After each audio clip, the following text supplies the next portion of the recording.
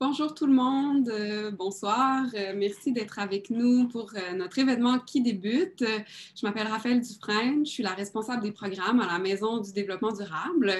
La Maison du développement durable, c'est un carrefour d'échange, de réflexion, d'innovation sur le développement durable, mais c'est aussi un bâtiment écologique au cœur de Montréal qui soutient le développement de ses membres, entre autres par la gestion de bureaux qui est dans ce premier bâtiment certifié LEED Platine, nouvelle construction au Québec. À travers toutes nos activités, on anime aussi une programmation d'événements qui permet à différents acteurs et actrices de changement de se rencontrer, de collaborer afin d'amplifier l'impact de leurs actions.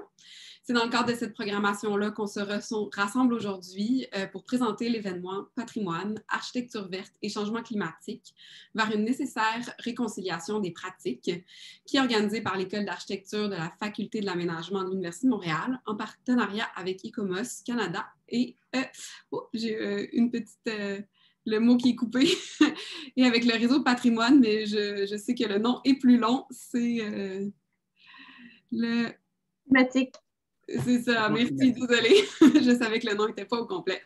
On est en direct sur Zoom et également sur Facebook, sur la page de la Maison du développement durable et aussi sur celle de la maîtrise en conservation du patrimoine bâti de l'Université de Montréal. Je vous le mentionne puisqu'on vous invite, peu importe que vous soyez sur Zoom ou sur Facebook, à nous écrire vos questions, vos impressions, puisqu'on va pouvoir échanger avec vous par écrit plus tard. On va transférer les conversations à nos panélistes. Vos questions, vos commentaires vont être transférés à nos panélistes.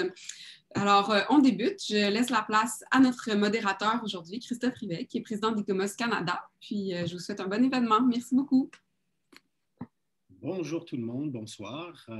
Je suis extrêmement heureux de pouvoir animer une conversation qui est d'actualité et qui va donc nous permettre, entre amis finalement, puisque nous nous connaissons relativement bien, de discuter de notre réalité dans nos pratiques professionnelles, à la fois avec le développement durable et la conservation du patrimoine.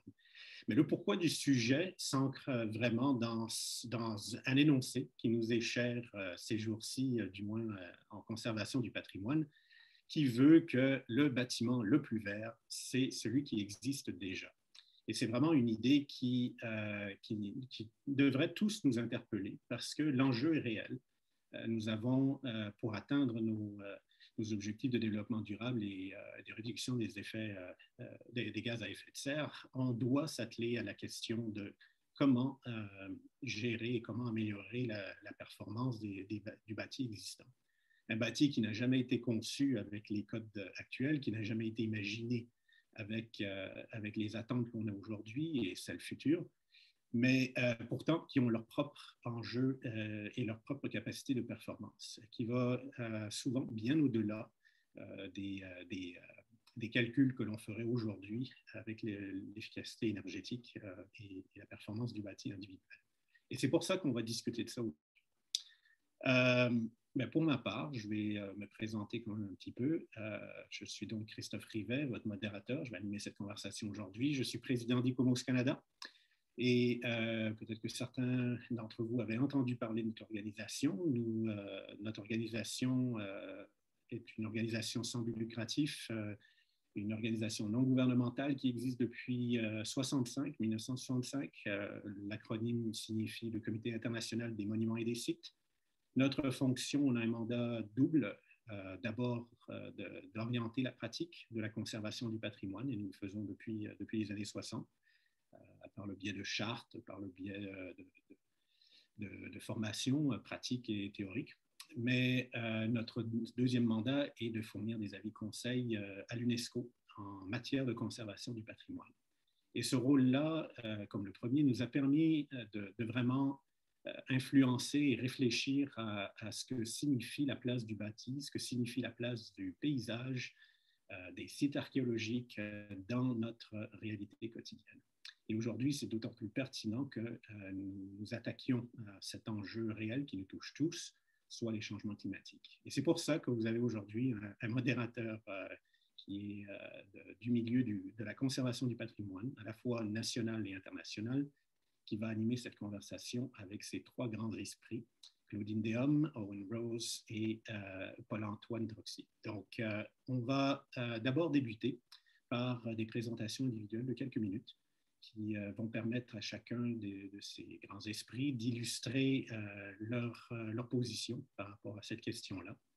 Et ensuite, nous suivrons avec une réflexion, peut-être une réflexion choc sur une image qu'ils auront choisie.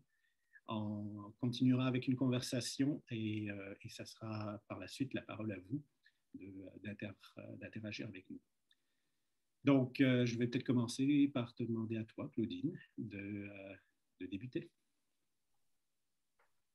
Oui, merci Christophe. J'espère que tout le monde m'entend bien. Il semblait y avoir quelques petits problèmes avec le son. Alors, vous me connaissez, celles et ceux qui me connaissent savent que j'ai ma voix de prof, donc ce ne sera pas un problème pour hausser le ton au besoin. Alors, je vais partager mon écran tout de suite.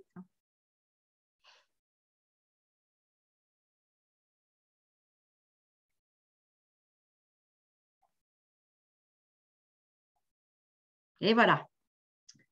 Alors, eh bien, j'aimerais faire les remerciements d'usage et je les fais avec grand plaisir. Dans un premier temps, aux partenaires, ICOMOS Canada et le réseau Patrimoine climatique. Merci de vous avoir associés, de vous être associés à cet événement.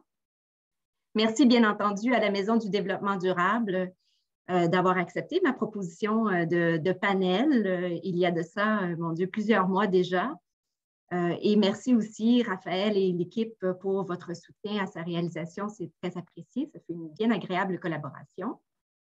Et j'aimerais aussi remercier Owen et Paul-Antoine, mes collègues panélistes, d'avoir accepté de se prêter au jeu de cet échange.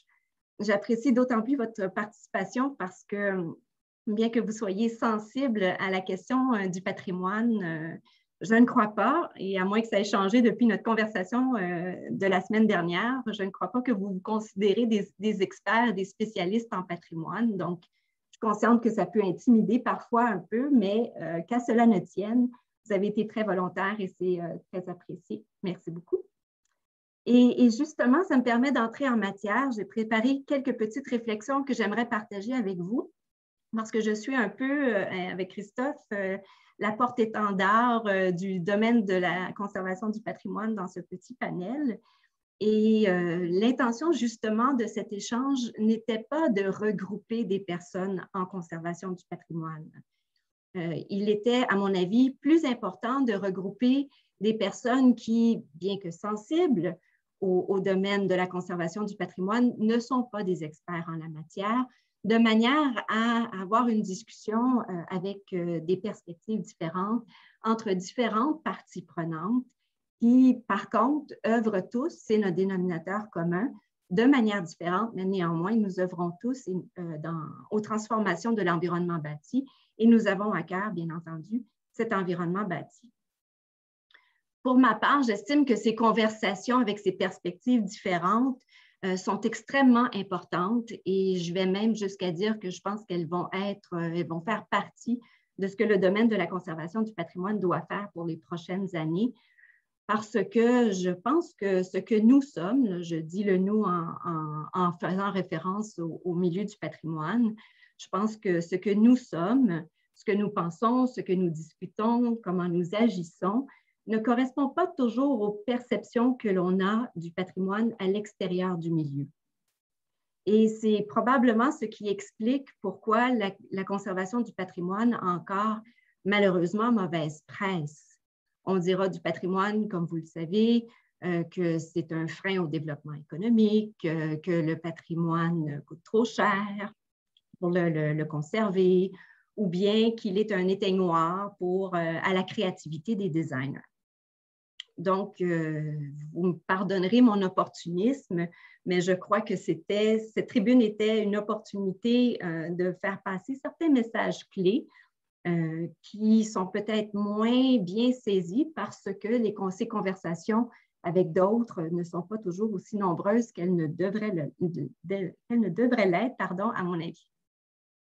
Et ces messages clés, je ne m'éterniserai pas là-dessus, je vais surseoir sur mes envies d'être prof, mais je vais quand même préciser que le domaine de la conservation du patrimoine a beaucoup évolué au cours des 40 dernières années, tant dans la définition de ce qu'on peut considérer patrimonial que des façons, des stratégies de le transmettre aux générations futures. Le patrimoine, ce n'est plus que des vieilles pierres. Le mot réfère aussi à des ensembles, des sites, des paysages, des traditions, des savoir-faire quand on parle de patrimoine immatériel. Je pense aussi que la dernière année, tous les événements que nous avons vécus, j'ai particulièrement en tête le mouvement Black Lives Matter, ou aussi l'appel à action de la Commission de la vérité et de la réconciliation du Canada pour les peuples autochtones. Je pense que ça a aussi fait voir que le patrimoine naît de perspectives qui sont multiples, qui sont parfois contradictoires et aussi revendicatrices. Ceci étant, je ne suis pas en train de dire que tout est patrimonial, loin de là. Je dis seulement qu'au gré de l'enrichissement des connaissances de notre histoire, de l'histoire de l'architecture, de celle du territoire, des façons de vivre, de l'ethnologie, finalement, pour ne nommer que ces disciplines qui contribuent à mieux comprendre notre environnement bâti. Donc, au gré de cet enrichissement, nous avons, le domaine de la conservation du patrimoine, appris à reconnaître les éléments précieux de notre culture qui contribuent à définir notre identité collective. On a aussi appris, je crois, depuis les 20 dernières années, que le patrimoine n'est pas que science et connaissance, c'est aussi une question d'affectivité. Et donc, l'importance du sentiment d'appartenance à un lieu qui éprouve une collectivité joue aussi un rôle majeur dans ce qu'on peut identifier comme étant patrimonial. Donc, on est loin du monument ou de l'exclusivité du monument. Le monument reste, on convient, mais on est loin de son exclusivité quand on parle de patrimoine. Et un autre message clé, je pense que c'est important de communiquer, je faisais référence il y a quelques minutes, c'est des transformations dans la pratique de la conservation du patrimoine. Encore une fois, au cours des dernières années, on a développé, ça fait plusieurs décennies déjà, la notion de valeur patrimoniale. L'approche par les valeurs, c'est celle qui nous permet d'articuler avec plus de précision, avec le moins d'arbitraire possible, les raisons pour lesquelles un lieu est important et mérite d'être conservé. Et cette approche par les valeurs, elle prend place ou elle se manifeste dans la pratique par un document qu'on appelle un énoncé de valeur patrimoniale, qui est accompagné d'une liste d'éléments caractéristiques qui, eux, incarnent, ou si vous préférez, qui concrétisent la valeur et aident à la transformation, à guider les décisions dans les transformations d'un lieu patrimonial sans compromettre la valeur autant que possible. Et vous savez, l'approche par les valeurs, c'est ce qu'on enseigne dans des programmes universitaires spécialisés en conservation du patrimoine comme celui de la Faculté de l'aménagement de l'Université de Montréal. Mais puisqu'on sait que nos formations en aménagement, en architecture, en urbanisme, en design d'intérieur, en architecture de paysage, ne contiennent pas de cours obligatoires en patrimoine, malheureusement, cette approche par les valeurs n'est que trop peu connue, à mon avis. Et là, je vais me retenir pour discuter plus longuement de l'intégration de la conservation du patrimoine dans l'enseignement de nos disciplines professionnelles. Ce sera un sujet possiblement pour une autre discussion. Je suis intarissable sur ce sujet, donc voilà, je passe à un autre appel, mais je pense que c'est quand même important de dire que ce serait important que nous réfléchissions à cette question-là. Un dernier point au sujet de la pratique. Je pense que c'est important de communiquer aussi que la pratique en conservation du patrimoine, ça ne signifie plus de figer des lieux. Pour certains d'entre nous qui sommes dans le milieu, peut-être que c'est l'évidence même, mais je suis convaincue que c'est le message qui passe dans d'autres sphères.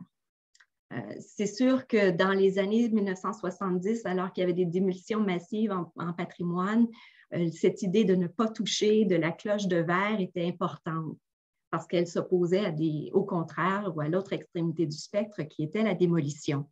Ce n'est plus le cas aujourd'hui, on est beaucoup plus dans les nuances. S'il est vrai que la restauration et même la reconstruction fera toujours partie du travail en conservation du patrimoine, de nos jours, on parle de réhabilitation, on parle de recyclage, on parle de réutilisation pour conserver des lieux. C'est donc dire que la transformation du patrimoine n'est pas incompatible à la conservation de sa valeur patrimoniale. Et ça, je pense que c'est un message qu'il faut continuellement ramener pour justement convaincre que la créativité, elle est bel et bien sollicitée par les designers. C'est peut-être pas le grand geste créateur, mais c'est certainement dans la recherche de l'équilibre entre conservation et transformation que se trouve un beau défi, mais aussi beaucoup, je crois, de place pour de la créativité. Donc, le milieu du patrimoine travaille avec une vision englobante, beaucoup plus englobante qu'avant. On parle d'un nouveau paradigme, un paradigme du patrimoine qui propose une vision beaucoup plus holistique, qui est axée sur les valeurs humaines, sur l'importance que les communautés attribuent à des lieux et les liens qu'elles entretiennent, ces communautés, avec ces endroits-là. Alors, vous avez compris qu'avec ce nouveau paradigme, le milieu du patrimoine se sent grandement interpellé dans toutes ces discussions et cet appel à contribuer à l'atteinte de l'agenda 2030 et des 17 objectifs du développement durable qui ont été acceptés par ou ratifiés par l'Organisation des Nations Unies en 2015. Et les liens entre patrimoine et développement durable sont manifestes. Ce n'est pas moi qui le dis. Dans un premier temps, si j'ai encerclé le numéro 11, c'est parce qu'il est clairement identifié, ce patrimoine, comme étant une cible pour l'atteinte de ces villes et de ces communautés durables. Mais si on faisait le tour rapidement de l'ensemble des objectifs tels qu'ils sont identifiés sur cette diapo, bien, on constaterait qu'il y en a beaucoup plus que celui-là qui est encerclé, où le patrimoine a justement une contribution à faire. Et bien, ce n'est pas que moi qui le dis, on assiste dans le milieu de la conservation du patrimoine ces jours-ci, depuis quelques années, en fait, à une véritable volonté de démontrer ces liens entre patrimoine et développement durable. Je vous montre ici la page couverture d'un document qui est facilement accessible sur le web, qui a été publié. Malheureusement, encore, il n'est qu'en langue anglaise, mais la traduction viendra, j'en suis certaine. Et c'est un document qui, justement, prend systématiquement chacun des ODD, les objectifs du développement durable, et trace les liens, construit ces passerelles avec la conservation du patrimoine. Ce qui est d'autant plus intéressant, c'est qu'on voit aussi des exemples concrets qui montrent aussi que, bon, ce n'est pas une question de recette, c'est une question d'équilibre, encore une fois, mais on peut voir à quel point il est possible d'atteindre même plusieurs objectifs par des initiatives en conservation du patrimoine. Je tenais à dire, je vais revenir sur mon autre diapositive, excusez-moi, j'ai été un peu trop rapide. Je tenais à faire valoir justement la multiplicité des objectifs du développement durable auxquels le patrimoine peut être associé, parce que je pense que quand on entend développement durable, on pense beaucoup à tout ce qui est vert, conservation de la planète et de l'écologie, ce qui est tout à fait juste, mais ce qui n'est pas l'exclusivité quand on parle de développement durable, bien entendu. Et je pense qu'il y a encore beaucoup de travail à faire afin de démontrer à quel point le patrimoine joue un rôle dans la résilience des communautés et dans leur capacité finalement à prendre en main, prendre en charge les transformations qui ont lieu dans leur environnement immédiat. Le pilier du développement social et du développement économique fait aussi partie de ces associations que l'on peut faire avec la conservation du patrimoine et surtout ce nouveau paradigme auquel je faisais allusion il y a quelques minutes. Et je pense que ces manifestations-là, ben, elles vont venir dans le futur très certainement dans cette réflexion qui se veut la plus holistique possible à propos des raisons pourquoi on conserve et certainement qu'est-ce qu'on conserve.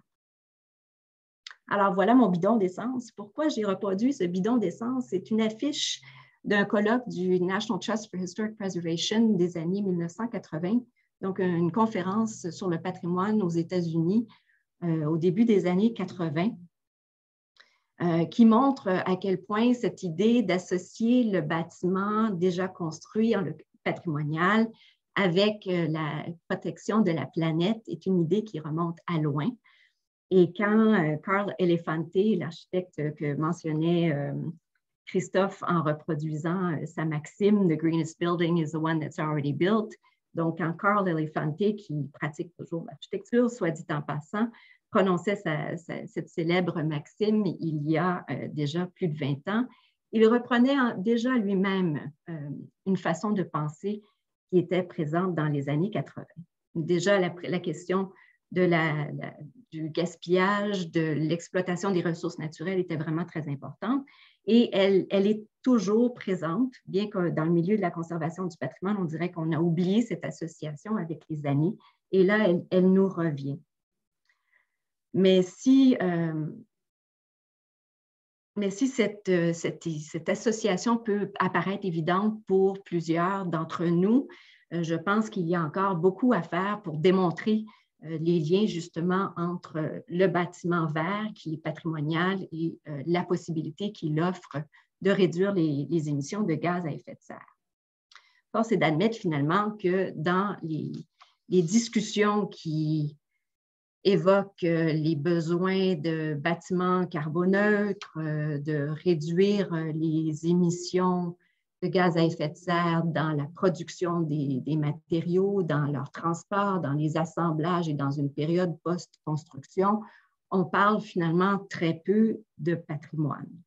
On entend parler avec la pandémie, la relance économique et une relance que l'on veut de plus en plus verte, on entend de plus en plus parler de bâtiments, de rénovation éco-énergétique des bâtiments existants. On ne peut que se réjouir de cette initiative, de considérer en effet qu'il y a des bâtiments existants qui mériteraient d'être un petit peu moins énergivores.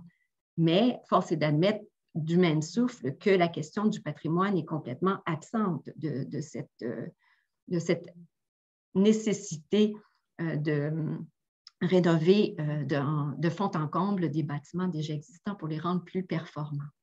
Ici, vous avez une diapo qui montre bien les 4 axes que le gouvernement fédéral a proposé pour intervenir dans le cadre de sa stratégie verte qui a été énoncée l'année dernière.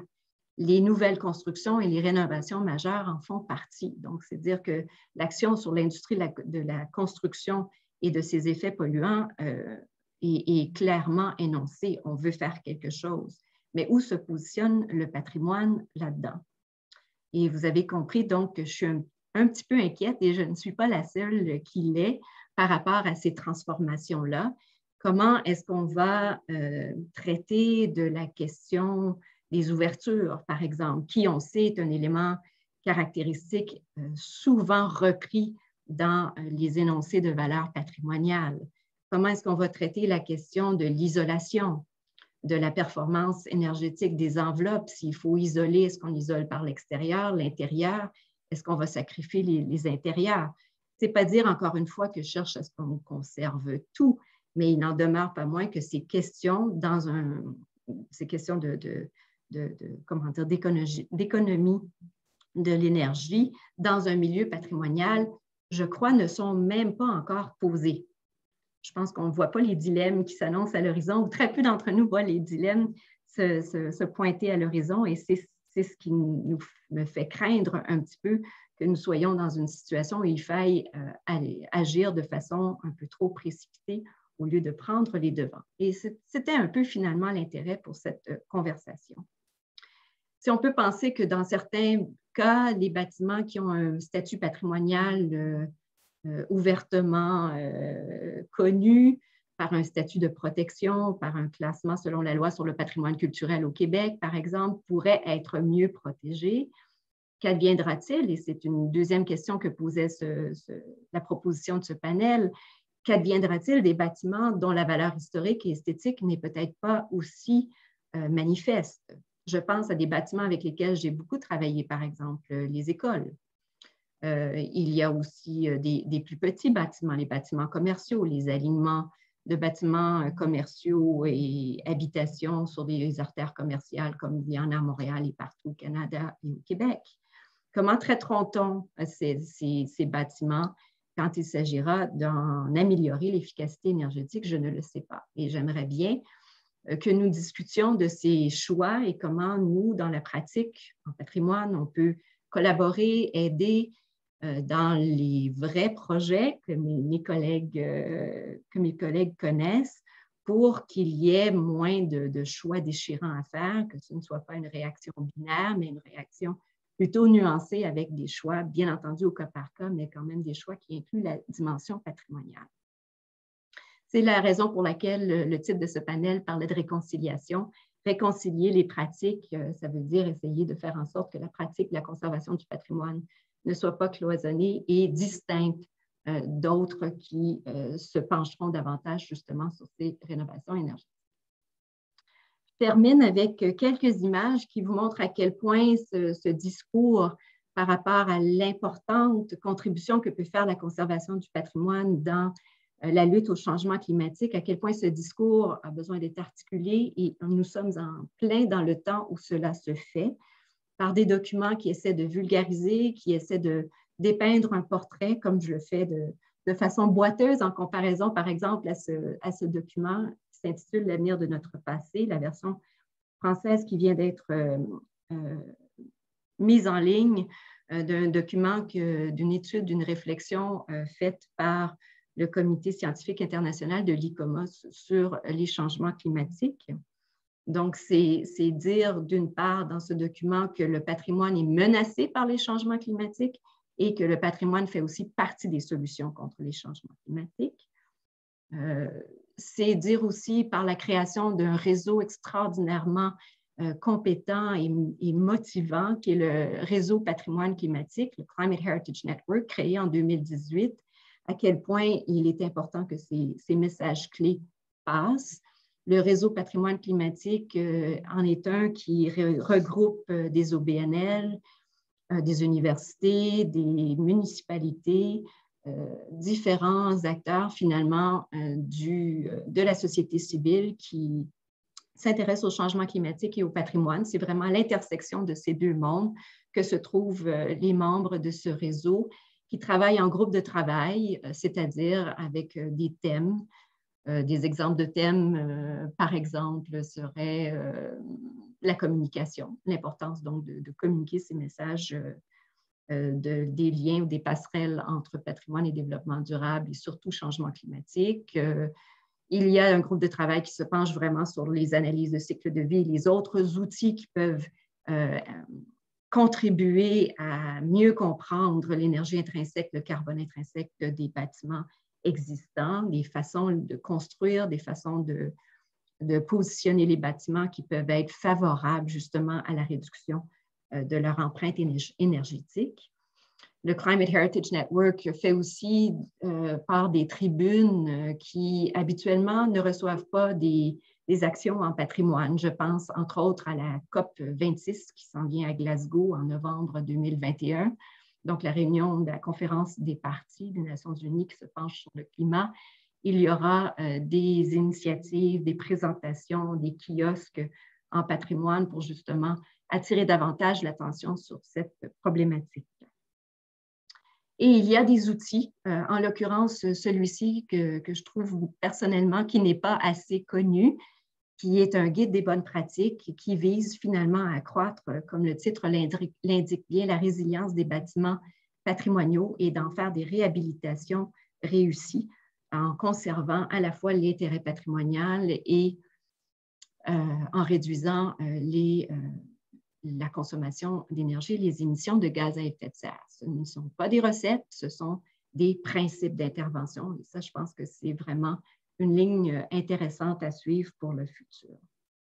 Alors, je m'arrête là-dessus. Merci de m'avoir écouté pour ce temps d'antenne. Je passe rapidement, mais je pense que du côté de la conservation du patrimoine, les enjeux sont importants et je pense qu'il y a des praticiens qui sont vraiment très motivés à ce que ça marche en conservation du patrimoine et essayons par cette conversation finalement de trouver des manières de travailler ensemble. Merci. Merci beaucoup, Claudine. D'abord, j'aimerais juste m'assurer que vous m'entendez bien. Apparemment, bizarrement, mon micro ne fonctionnait pas avant. Bon, très bien. Alors, merci, Claudine, d'avoir mis la table. Et en fait, il y a quand même, tu as amené énormément de points assez cruciaux qui vont alimenter notre conversation.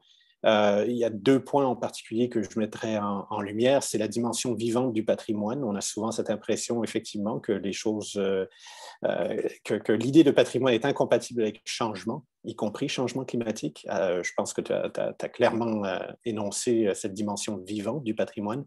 Et le deuxième aspect, c'est que la conservation du patrimoine est déjà reconnue comme un élément crucial des stratégies de développement durable et d'adaptation au changement climatique. Et en fait, l'accord de Paris l'identifie clairement comme étant un objectif et un outil, la conservation du patrimoine bâti, culturel et naturel. Donc, on continuera cette conversation sur ces points-là dans quelques minutes. Et là, je passe la parole à Owen, si tu pouvais nous faire... non, j'ai oublié, voilà. Paul-Antoine, c'est à toi. Bonjour, merci. Merci beaucoup, Christophe. Donc, je vais tout de suite partager mon document, la version PowerPoint qui fonctionnait mieux tout à l'heure. Et donc, que je passe au début. Donc, bonsoir tout le monde. Bon début de soirée. Merci beaucoup aux organisateurs de l'événement de nous avoir invités. Donc, je me présente, donc Paul-Antoine Troxler, je suis directeur éducation et recherche au Conseil du bâtiment durable du Canada. J'aimerais d'abord indiquer au départ que, contrairement à la plupart de mes collègues membres du Conseil, je ne suis ni architecte ni ingénieur, mais plutôt urbaniste, ayant travaillé dans le développement durable et communautaire dans le milieu urbain depuis un peu plus de 20 ans. Et c'est j'ai notamment travaillé au Centre canadien d'architecture où j'ai développé ma culture muséale et architecturale et où j'ai eu l'occasion de croiser un certain Owen Rose qui débarquait à Montréal de Vancouver via Bay Street à Toronto. Et donc,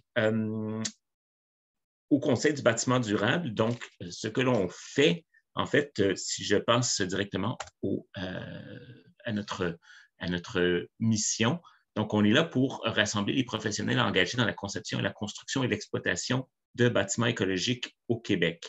Donc, comme je l'ai mentionné, ingénieurs, architectes, urbanistes, designers, gestionnaires d'immeubles, représentants municipaux, etc. Donc, c'est vraiment un kaléidoscope professionnel dans le domaine. Et donc, notre mission est d'orienter la transformation de bâtiments, de l'environnement bâti pour créer des bâtiments et des collectivités écologiques rentables qui offrent des lieux de vie, de travail, de loisirs sains.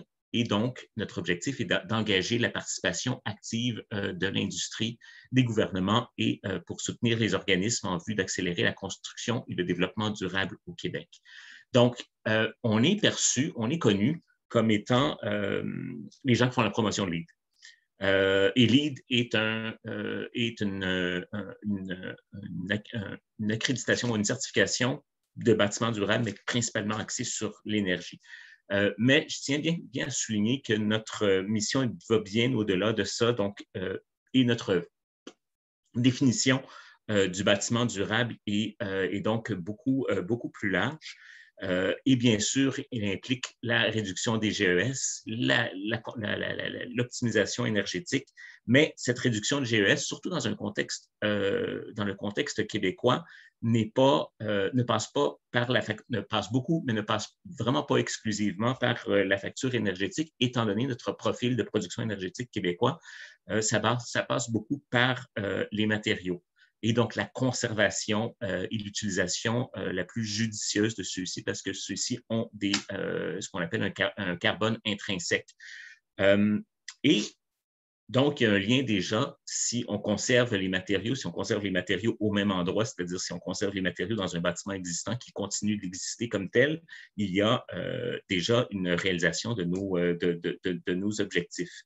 Il y a aussi, donc, on a fait, parmi notre mission, on a réalisé il y a déjà 2 ans, en collaboration avec ECPAR et le Recycle Québec, donc, on a publié un document qui s'appelle « Réduction à la source des matériaux des résidus de construction », guide éco-chantier, finalement, une guide pour la planification et la gérance de chantier de façon plus écologique. Et bien sûr, cela passe par la conservation sur place des matériaux, sinon sur place, à les intégrer à l'intérieur de l'économie circulaire qui est en train de s'installer ici, qui est en train de se développer au Québec. Mais là où on peut faire déjà, si vous me permettez, un lien entre l'importance de la réduction des GES dans la conception et l'entretien, l'opération de nos bâtiments pour réduire les GES à l'échelle globale. Donc, c'est une lutte qu'on doit faire parce qu'elle est cruciale et parce qu'elle affecte indirectement le patrimoine. Je m'excuse, l'exemple choc que je vais vous apporter est celui-ci. Je ne sais pas si on fait une question quiz. Qui reconnaît le bâtiment qui est ici? Ça a fait l'actualité il y a une semaine. Donc, il s'agit ici de l'Université du Cap, donc en Afrique du Sud. À l'arrière, vous voyez Table Mount, la montagne de la table, qui fait vraiment partie justement du paysage tout à fait unique qui est le Cap. Et donc, il définit ça. Donc, c'est l'Université du Cap et qui a, bon, en fait, aussi, c'est la petite histoire qui a été fondée par Cecil Rhodes, mais ça, c'est autre chose. Mais la semaine dernière, c'était comme ceci. Et donc, vous vous souvenez que le Cap a eu des gros problèmes de pénurie d'eau, que ça menaçait d'être une des premières métropoles à carrément manquer d'eau. Donc, ils sont passés un cheveu de ça.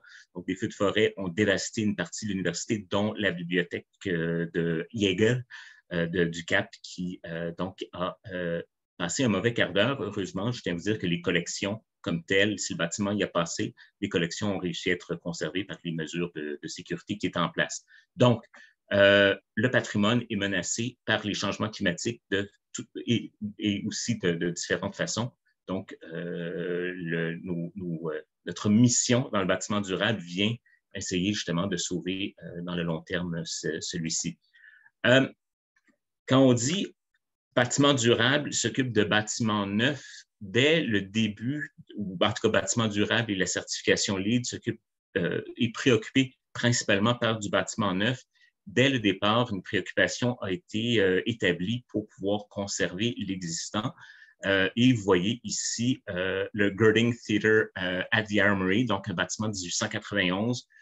Donc, c'était le premier à l'époque en bâtiment qui était inscrit au National Register for Historic Places, donc l'espèce de grande liste patrimoniale américaine, et qui a été donc réaffecté de son usage militaire initial à celui d'un théâtre.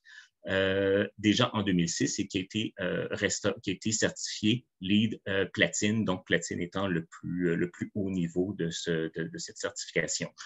Pour un bâtiment, en fait, c'est pour une rénovation majeure. En passant, Girding, c'est le nom du développeur en fait, du promoteur immobilier qui a refait ce secteur de ce quartier de Portland et donc qui a décidé d'investir dans ce bâtiment-là pour, en tout cas, qu'on ait une meilleure mémoire de lui. Un autre exemple de bâtiment ancien certifié LEED est un bâtiment qui est donc le Antiguo Palacio de la New Ayuntamiento, j'ai oublié un L ici, de Mexico, qui a été construit en 1500, je ne vois pas, une partie de ma liste, donc 1527, donc tout un petit chouïa du siècle, du demi-millénaire, je devrais dire. Et donc, dans ce cas-ci, donc, qui a été certifié en 2006. Je crois que c'est encore au moins de ce côté-ci, en fait, dans l'hémisphère, dans les Amériques, je crois que c'est encore aujourd'hui le bâtiment le plus ancien certifié LEED. Les commentaires qu'on a faits pour pouvoir obtenir la performance nécessaire pour cette certification LEED est justement du fait qu'elle avait des caractéristiques énergétiques intégrée dans sa construction, de par l'épaisseur de ses murs, de par le fait qu'elle disposait de plusieurs cours intérieurs qui créaient une ventilation naturelle de sorte qu'il a été pas facile, mais qui a été relativement aisé à obtenir des objectifs de performance énergétique qui étaient imposés par la certification LEED. Et c'est là que je vous amène par rapport à justement ce lien entre le bâtiment durable et le patrimoine. On peut conserver beaucoup de bâtiments. Souvent, il faut en transformer l'usage. Et cette transformation d'usage, en fait, c'est là le travail délicat qui est fait parce que le bâtiment a été conçu avec donc cette ventilation naturelle qui se faisait par un effet cheminée, de par la disposition interne des volumes qui était de la vocation du bâtiment initial. Donc, on réutilise un bâtiment, mais on le destine à d'autres fins. Et ça, c'est un truc délicat parce que justement, ces changements de volume qu'on y impose peuvent faire en sorte qu'on perde un peu le génie créateur qui était là au début. Et c'est là qu'on a des liens potentiels justement entre les professionnels du bâtiment et les professionnels du patrimoine qui justement, donc, comme on l'a mentionné dans nos entretiens auparavant, avant cette rencontre, méritent de se parler plus souvent afin qu'on puisse mieux intégrer le génie créateur initial avec l'intention durable qui va faire perdurer ce bâtiment-là.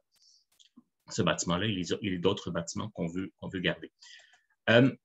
Ça m'amène, c'est déjà ma dernière slide, mais c'est donc The Greenest Building, Quantifying the Environmental Value of Building Reuse. Donc, c'est un document qui a été fait déjà, donc il y a déjà un peu plus d'une dizaine d'années, mais qui est en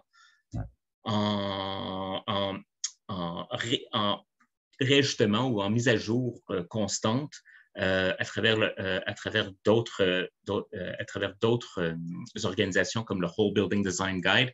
Donc, si on veut faire une alliance entre les professionnels du bâtiment durable et ceux du patrimoine, donc il faut vraiment travailler beaucoup sur les chiffres pour obtenir les objectifs de performance, le carbone intrinsèque, la conservation des éléments du patrimoine qui sont là, qui peuvent, on parlait de fenêtres tantôt, Claudine, je crois, donc la fenestration, on voit par la composition des fenestrations d'origine, par la masse de bois qui est encore bien conservée, qu'il souvent il s'agit de faire quelques ajustements de calfeutrage bien fait, bien pensé, pour obtenir des performances qui sont au moins pas équivalentes à des fenestrations modernes, mais qui, par le fait qu'on garde les fenêtres avec le carbone intrinsèque des matériaux qui sont déjà là, ça peut prendre bien des années avant qu'une nouvelle fenêtre ultra performance puisse rattraper le carbone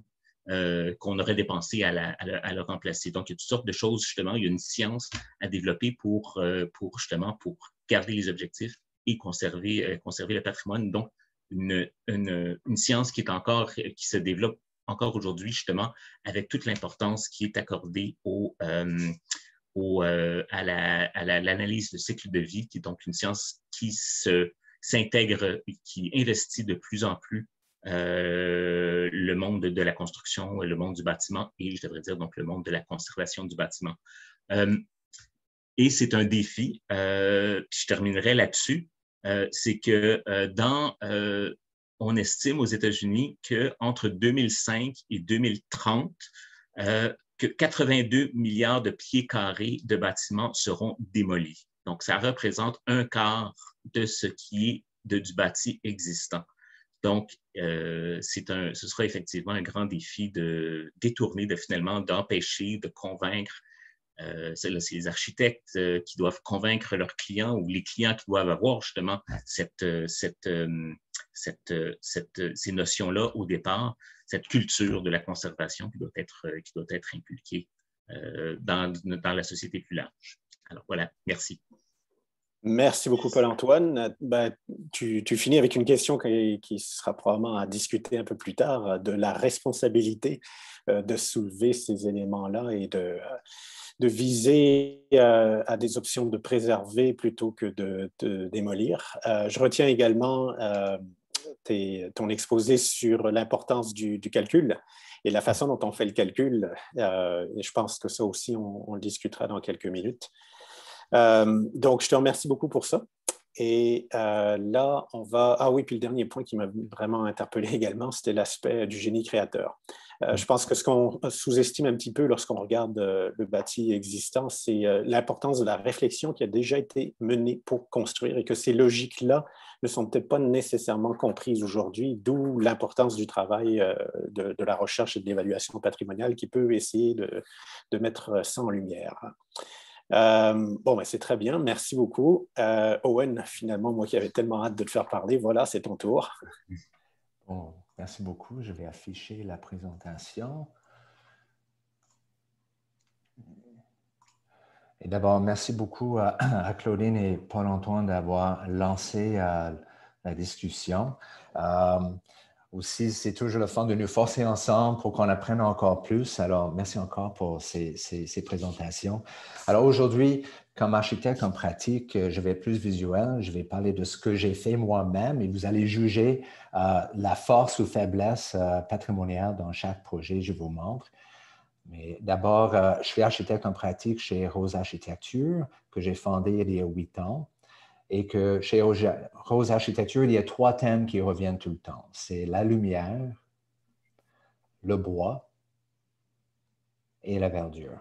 Alors, on est très convaincus que ces 3 éléments-là font une appréciation 4 saisons, une capacité d'entrer, sortir, intérieur, extérieur et de valoriser les produits locaux du marché local le plus que possible.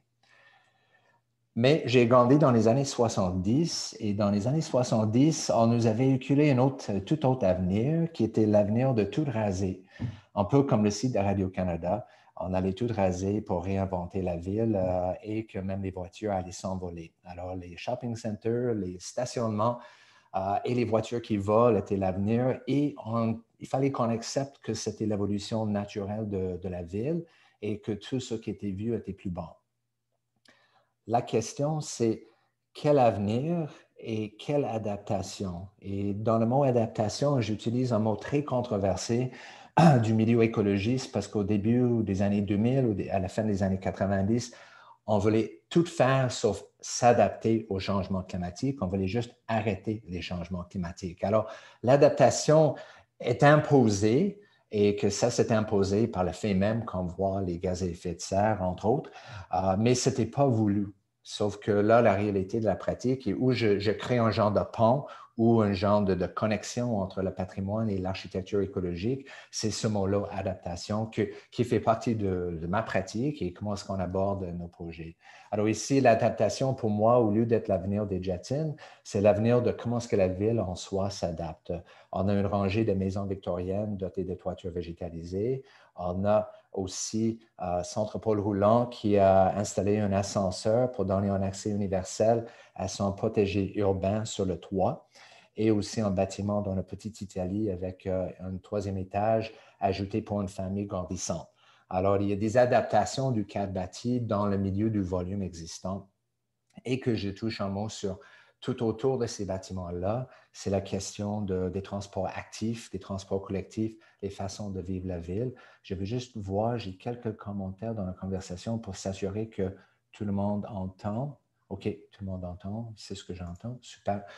Alors c'est le quartier, l'adaptation de la ville qui a été inondée au cours presque du dernier siècle, après la Deuxième Guerre mondiale, des voitures et la façon dont le monde pensé était l'avenir, vers maintenant une vision de l'avenir qui est beaucoup moins dépendante de la voiture et beaucoup plus dépendante sur la collectivité en transport actif et transport collectif.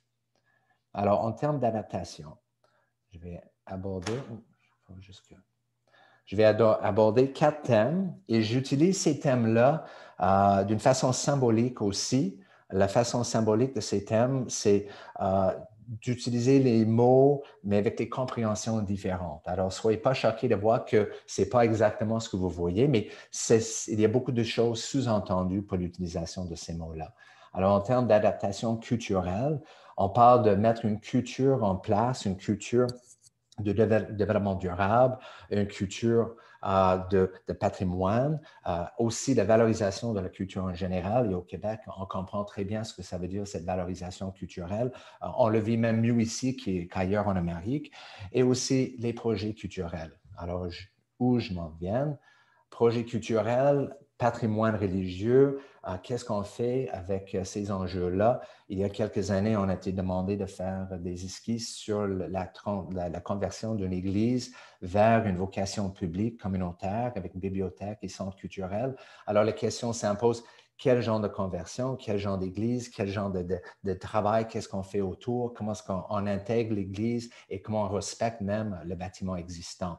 Alors, ça, c'est les enjeux et je ne connais pas toutes les réponses. On fait des propositions pour ensuite entendre les résultats. Ici, c'était bien sûr un bâtiment autour qui est écologique, qui récupère un terrain autour de l'église existante. Un autre projet culturel à l'intérieur d'une culture globale, c'est l'aménagement des locaux du Goethe Institute sur le coin de Saint-Laurent et Ontario. Et que ça, c'est dans un bâtiment qui date de 1914 et c'est le rez-de-chaussée qui a été converti en style loft. On a récupéré le bâtiment en soi, le béton brut de ce bâtiment même pour aménager le Goethe Institute, qui en plus est un projet LEED CI Argent de 2012.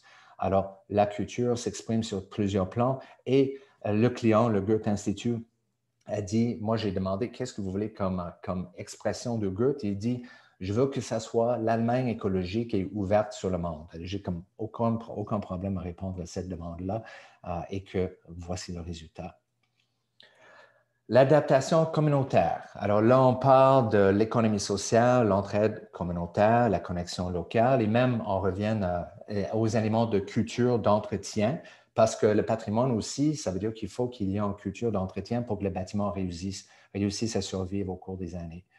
Dans ce cas-ci, on travaille avec la coopérative d'habitation Le Dolmen depuis plusieurs années maintenant et à travers tout un programme en plusieurs phases, on a fait une réhabilitation des fenêtres, on a restauré la maçonnerie, on vient tout juste de changer les toitures, on a même refait les cuisines et aussi on a changé quelques portes. Alors, c'est une vieille école qui date du début du siècle, du 20e siècle, qui a été convertie pour un besoin social et ce besoin social maintenant a besoin d'entretenir un bâtiment patrimonial et en gardant sa vocation comme coop, qui entretient son bâtiment, mais c'est intrinsèquement écologique. Et en plus, il bénéficie des fenêtres qui sont beaucoup plus grandes que les normes aujourd'hui pour des coops d'habitation. Une autre coop d'habitation qu'on a restaurée au cours des dernières années, c'est la coop La Joronde au Plateau. Et c'est une coop où on a changé les fenêtres, on a fait beaucoup de travaux de consolidation des fondations, de maçonnerie, on a ajouté des nouveaux escaliers de secours en arrière qui étaient agrandis pour que ça fasse carrément des balcons confortables pour les résidents. Et même si on ne le voit pas, mais il y a la vigne qui va pousser là-dessus sur les fils pour introduire le verdissement dans le concept en même temps. Alors, conservation de ce qui est déjà là à l'intérieur d'une économie sociale, dans une communauté forte où le monde est très heureux de vivre dans un quartier central.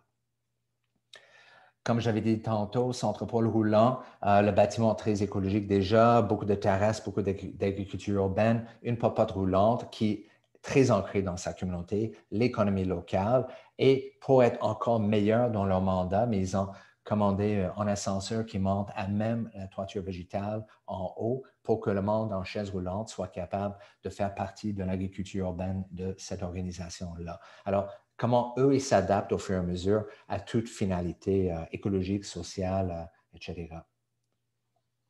Sur le plan d'adaptation douce, et dans ça, je sous-entends la densification douce, la mise en valeur de la richesse naturelle de nos quartiers centraux, entre autres, les espaces sous-utilisés comme les toitures et même les aspects intergénérationnels.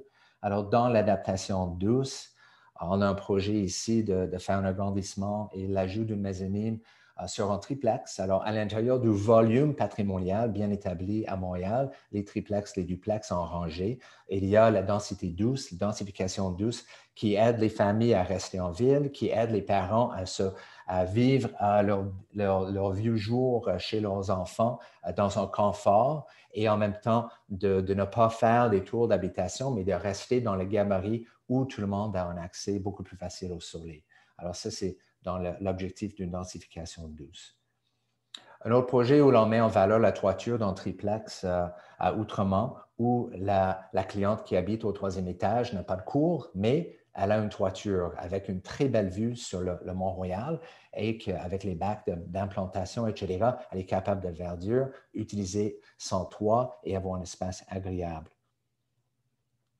Un autre projet de densification douce, c'est de convertir des vieux hangars dans des nouvelles chambres de maître pour des 2 triplex côte à côte au plateau où les familles peuvent rester dans leur quartier où il y a la place pour tout le monde. Parce que souvent, et que j'ai beaucoup de clients qui ont 3 enfants, même 4 enfants, et leur grand défi, s'ils veulent rester dans un quartier central, c'est de trouver une place avec assez de chambres. Et on sait dernièrement comment les prix ont monté en flèche. Alors, c'est souvent par le biais d'une adaptation et d'agrandir de l'intérieur ou adapter leur bâtiment existant.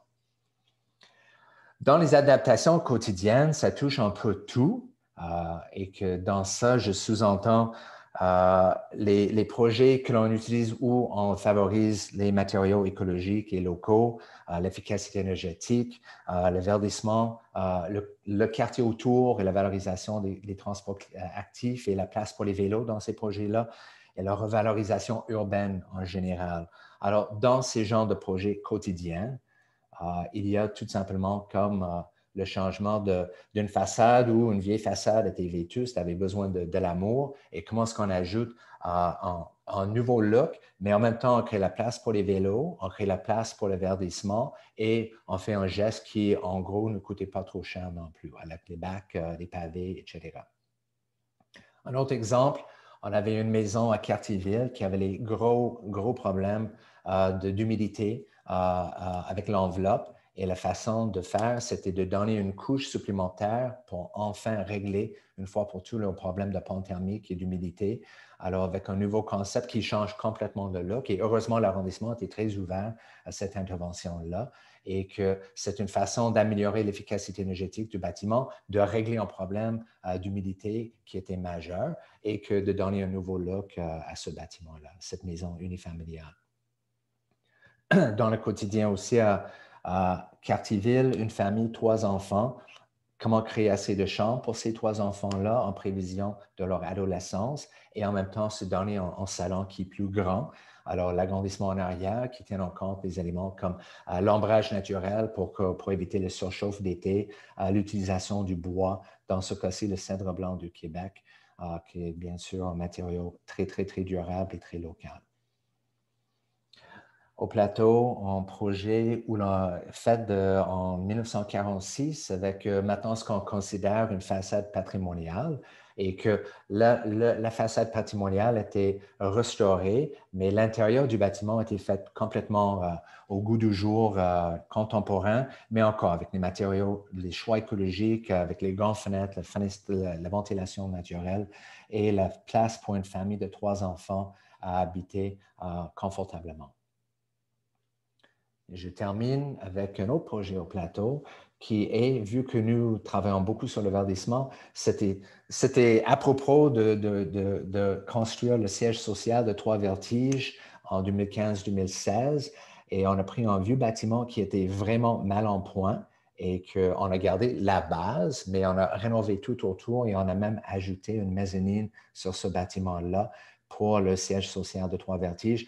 La mezzanine est devant une terrasse qui a des bacs de plantation et quand même pour l'accompagner, c'est un genre de moyen de montrer à la carte toutes les technologies ou façons de faire les aménagements de verdissement sur les toits. Et le toit de la mezzanine en soi a une toiture de sedum, alors une toiture végétale extensive.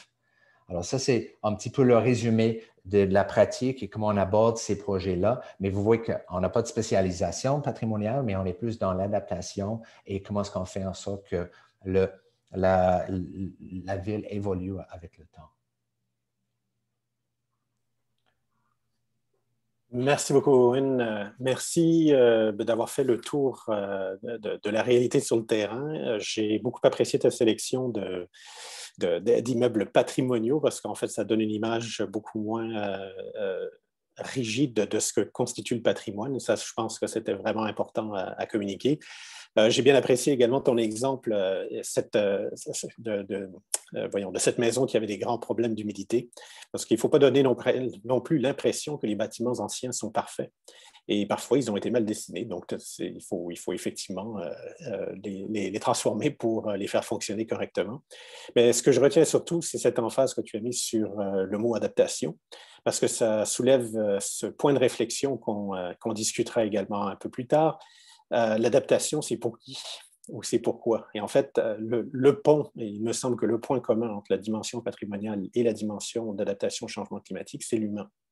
Et je pense que tu nous as bien démontré comment penser à ce mot et le mettre de l'avant.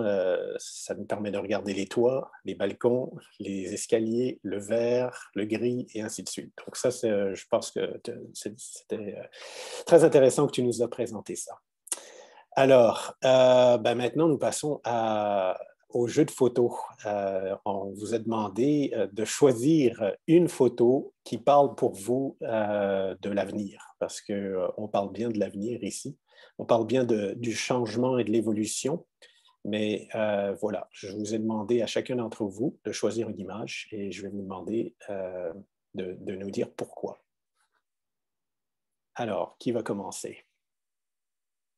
Parce que Claudine, je ne suis pas tout à fait certain de l'ordre des images que vous avez choisies. Oui, je suggère que Owen, on y aille à rebours, si tu veux bien. Let's go, Owen. Pas de problème, pas de problème. Alors, j'ai choisi ce montage. J'ai triché, c'est pas juste une photo, c'est un photomontage. C'est une maison qui est au plateau Montréal, juste à côté de l'Université McGill. C'est la maison Arthur Kivel-Fiske qui date de 1885.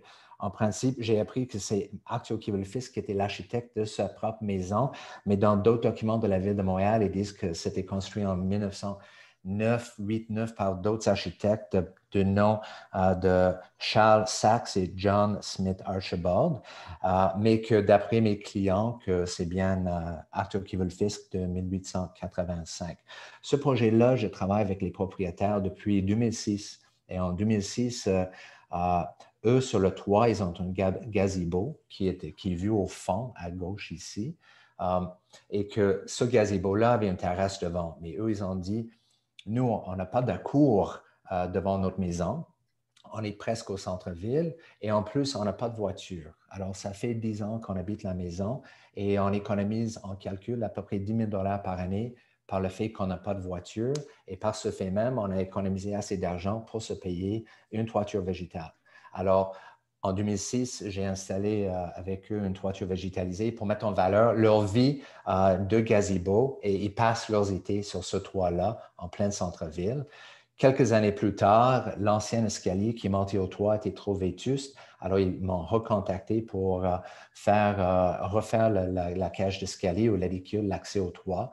Alors, on a refait cet accès au toit en regardant avec l'arrondissement si c'était faisable de faire de quoi contemporain, vu que c'était bien caché de la rue, et de faire de quoi contemporain sur quelque chose qui est bien évidemment patrimonial. Alors, on a construit l'édicule au toit qui leur donne un nouvel accès. Plusieurs années plus tard, ils nous ont recontactés parce que la maison avait vraiment besoin d'amour patrimonial et qu'à ce moment-là, on a changé toutes les fenêtres, on a changé une des portes, on a retravaillé la maçonnerie, on a stabilisé la maçonnerie. Les toitures qui ne sont pas végétalisées étaient changées pour des toitures en cuivre étamé. Et que dans l'ensemble, c'était un projet que je trouve intéressant parce que culturellement, c'est patrimonial et bien symbolique de son époque.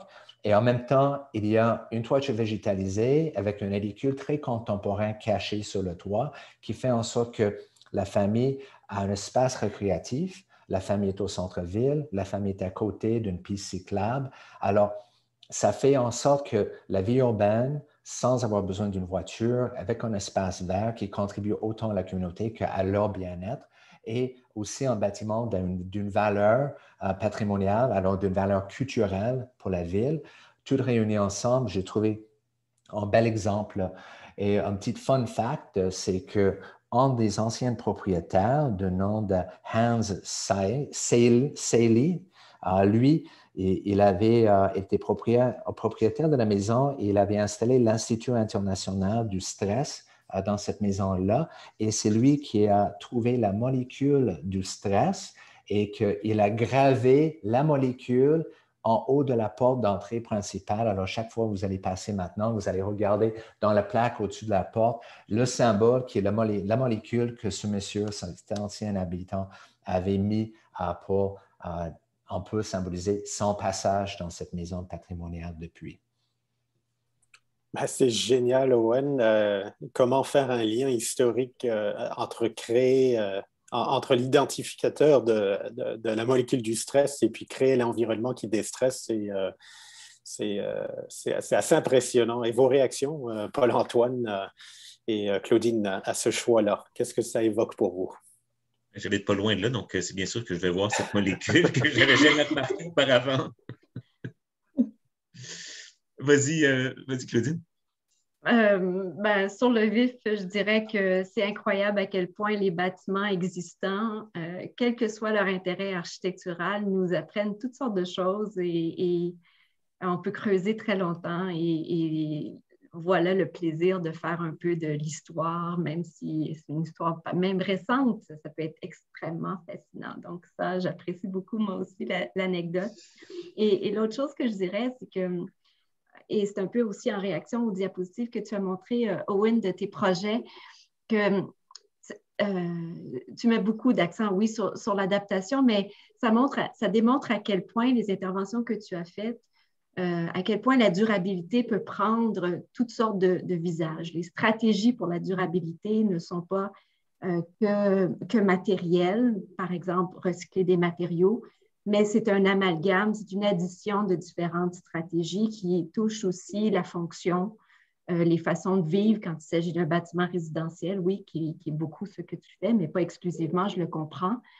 Donc, c'est à la fois dans l'usage, dans la compréhension de l'utilité du bâtiment, dans une flexibilité dans l'utilité qui peut permettre des transformations avec le temps. Bref, cette durabilité, finalement, elle s'exprime d'une manière très, très, très diversifiée.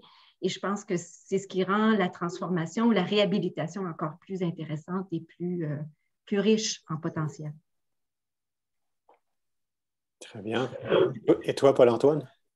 Non, c'est ça, je regarde. Puis en plus, c'est là qu'on voit, je ne sais pas si ça arrive beaucoup qu'un client, que tu aies des clients avec un rapport à long terme. Donc, tu travailles avec lui depuis 2006. Donc, on parle déjà de 15 ans de rapport. Donc, il y a des couples qui durent bien moins longtemps que ça.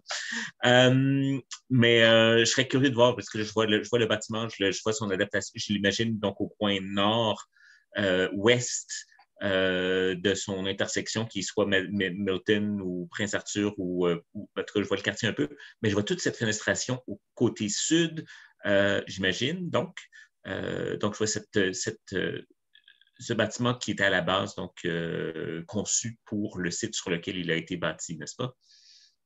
Oui, et que le bâtiment est très costaud. Les fenêtres avaient besoin d'être changées parce que les vieilles fenêtres étaient les fenêtres qui étaient retapées au cours des décennies et que ça avait même limité l'entrée solaire dans l'espace. Mais les fenêtres, en gros, sont petites par rapport au volume intérieur. Alors, même on est confronté en patrimoine ou dans un bâtiment patrimonial, on veut agrandir les fenêtres pour faire entrer davantage de lumière, mais on est pris par les ouvertures existantes. Alors, c'était l'objectif de les nouvelles fenêtres font entrer davantage de soleil dans ce bâtiment-là. Mm-hmm. Un point que je note, c'est un bâtiment quand même impressionnant, tu l'as noté, mais il y a le souci de l'entretien qui est évident. Et je pense que c'est un point à soulever lorsqu'on parle de combattre les changements climatiques et puis d'efficacité énergétique, un simple geste d'entretien régulier fait pour beaucoup. Et ça, je pense que tu l'as observé, Owen. Tout à fait. Et même l'entretien pour eux, d'abord, c'était le coût le plus cher de tout, étaient les travaux de maçonnerie, le changement de fenêtre. Mais fondamentalement, il n'y avait plus de choix parce que le mur du sud commençait à être instable. Et le choix est, est-ce que la maison va tomber sur les riverains ou est-ce qu'on va avoir une maison pour les 100 prochaines années? Alors, l'objectif était de faire que la maison reste pour les 100 prochaines années. Mais c'est un investissement majeur. Mais le bienfait après est important et il faut dire, eux, ils sont heureux avec leur maison, autant avec leur toiture qu'avec juste le fait que la maison était ramenée à une nouvelle beauté et que l'entretien, la culture d'entretien, autant pour les toitures végétalisées, l'entretien nécessaire des toitures végétales et cette façon de dire aux bêtes, c'est vivant, il faut qu'on s'en occupe, mais en même temps, de s'occuper des fenêtres et des maçonneries, etc., qui fait en sorte que la maison est encore là. Mm-hmm. Ouais, c'est en fait un petit peu comme les conseils des médecins et des dentistes qu'on reçoit tous les ans. À chaque fois qu'on va les voir, ouais, faites ci, faites ça, et vous serez en santé longuement. Ben, c'est un peu la même chose pour le bâti, pour le végétal. Il faut y porter attention. Alors, si j'ai bien compris, on va à rebours. Donc, c'est à ton tour, Paul-Antoine. Donc, j'ai triché. C'est deux tricheurs, hein, déjà. Donc, j'ai choisi 2 bâtiments plutôt qu'un seul. Je n'arrivais pas à faire un choix. Donc, commençons par celui en haut à gauche. Donc, en fait, c'est une intervention. Encore une fois, je me rapporte à des conversations préparatoires à cet événement. L'ego de l'architecte. Ou l'ego de la firme d'architecture. Donc ici, on voit, c'est un bâtiment qui est à la base, donc le fameux Grand Théâtre de Victor Pruss, sur lequel il y a donc cette fameuse murale de l'artiste Jordi Bonnet, qui, en tout cas, ce bâtiment-là, en tant que Montréalais, un bâtiment Québec, c'est comme si c'était une espèce de station de métro de Montréal, mais avec les murs intérieurs vers l'extérieur, c'est-à-dire les murales, les œuvres d'art sont en dehors pour que les gens puissent l'apprécier. Et donc, les architectes, donc Lemay et Atelier 21, ont donc fait une intervention tout à fait minimaliste. Donc, le bâtiment avait de sérieux problèmes de 1971, avait des sérieux problèmes de détérioration et d'infiltration d'eau, comme il y en a beaucoup pour les bâtiments construits de ce type et à cette époque. Qui aurait donc demandé une intervention majeure, probablement très coûteuse. Et donc, Lemay et Atelier 21 ont fait une intervention minimaliste sans être pas compliqué. Il s'agissait tout simplement d'envelopper ce bâtiment-là d'une chape de verre sur une très mince structure d'acier. Et donc, ceci faisait en sorte qu'il y avait un réchauffement naturel qui était fait par l'effet de serre interne de ce projet-là. Et donc, pas besoin d'intervention majeure sur le béton du bâtiment. Ça vient aussi, oui, c'est ça, une des raisons pour lesquelles j'ai choisi, c'est qu'on parle de patrimoine. Et on parle ici de patrimoine moderniste, qui est souvent mal aimé. Bien, on veut le souligner. Donc, mon choix, c'était aussi pour souligner le patrimoine moderne. Voilà. Et donc, pour le deuxième bâtiment, c'est ça, donc, les habitations Saint-Michel. Donc, c'est un complexe de HLM. Un complexe de HLM comme on en voit souvent. Vous avez probablement, vous, dans le quartier dans lequel donc, tous les gens qui écoutent ce soir voient dans leur quartier respectif. Ça a été construit à peu près de la même façon partout au Québec dans les années 60-70. Ça a souvent très mal vieilli, autant au niveau esthétique qu'au niveau des structures de bâtiments. On pourrait être tenté de faire comme on a fait beaucoup en France avec les complexes HLM qui avaient leurs problématiques qui étaient particulières aussi. C'était une autre échelle, puis c'était d'autres problèmes sociaux, etc. Donc, on a beaucoup bulldozé, on a fait dynamiter les complexes HLM en France à coup de grandes fêtes de quartier quand on faisait cette œuvre-là, parce qu'on pensait qu'il valait mieux reconstruire à zéro. Et ici, le projet donc, qui a été réalisé par SBTA a été tout simplement de réhabiliter ce bâtiment, ce complexe-là, d'y ajouter une texture, ces escaliers extérieurs qui, bien sûr, vont chercher un petit peu l'histoire l'histoire urbaine montréalaise de l'escalier extérieur, créer des nouvelles possibilités de voisinage, donc contribuer à la sécurité passive, tout en conservant à la base, donc les matériaux qui ont servi au départ pour construire ce complexe-là, la brique, la structure demeure. On pourrait donc reproduire, et justement, on en a des centaines comme ça, on n'a pas besoin de refaire la même chose. Mais si on demande à des architectes, en collaboration avec les habitants de centaines de complexes comme ça, qui sont autant en mal d'amour au Québec, on pourrait créer des nouveaux milieux de vie fort intéressants, donc pour des populations justement qui méritent qu'on leur fasse du beau bâtiment durable. Je terminerai juste en disant que aussi, j'aurais dû commencer par ça, mais une des raisons pour lesquelles j'ai choisi ces 2 projets-là, c'est que ce sont 2 projets lauréats du prix de l'architecture de l'Ordre des architectes du Québec pour 2021. 2021. Donc, c'était pas des catégories de patrimoniales ou quoi que ce soit. Donc, c'était d'autres catégories, mais on voit la tendance au cours des dernières années de choisir dans les prix d'architecture ici et ailleurs des bâtiments, des projets faits sur des bâtiments existants. Alors, voilà. Merci beaucoup, Paul-Antoine. Moi, ce qui me marque avec ton choix, c'est d'abord le choix du Grand Théâtre, l'époque de construction fascinée par le béton. Ça nous amène à effectivement aborder cette question du renouvelable et du déchet si on avait choisi une autre voie pour l'avenir de ce bâti-là, les conséquences environnementales très significatives. Et ton choix avec les habitations, c'est cette dimension du social qui est essentielle si on veut vraiment penser au durable. Quelque chose qui a l'air relativement modeste, mais l'impact durable est très significatif. Quelles sont vos réactions à vous, Owen et Claudine? Owen, veux-tu y aller? Si tu veux que je commence, je peux le faire. Oui. D'abord, avec le Grand Théâtre, ce qui m'impressionne, c'est que c'est une réponse audacieuse et qu'il y avait du financement pour la réaliser.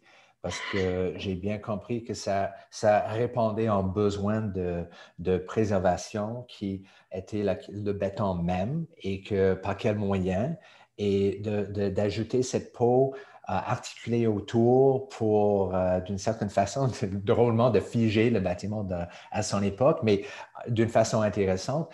Moi, je suis impressionné parce qu'il fallait avoir dans l'ouvrage qui était courageux pour financer un tel geste et que je trouve ça une façon contemporaine de travailler avec le patrimoine. De mon point de vue, à voir s'il y a d'autres points de vue par rapport à ça, mais je trouve ça audacieux.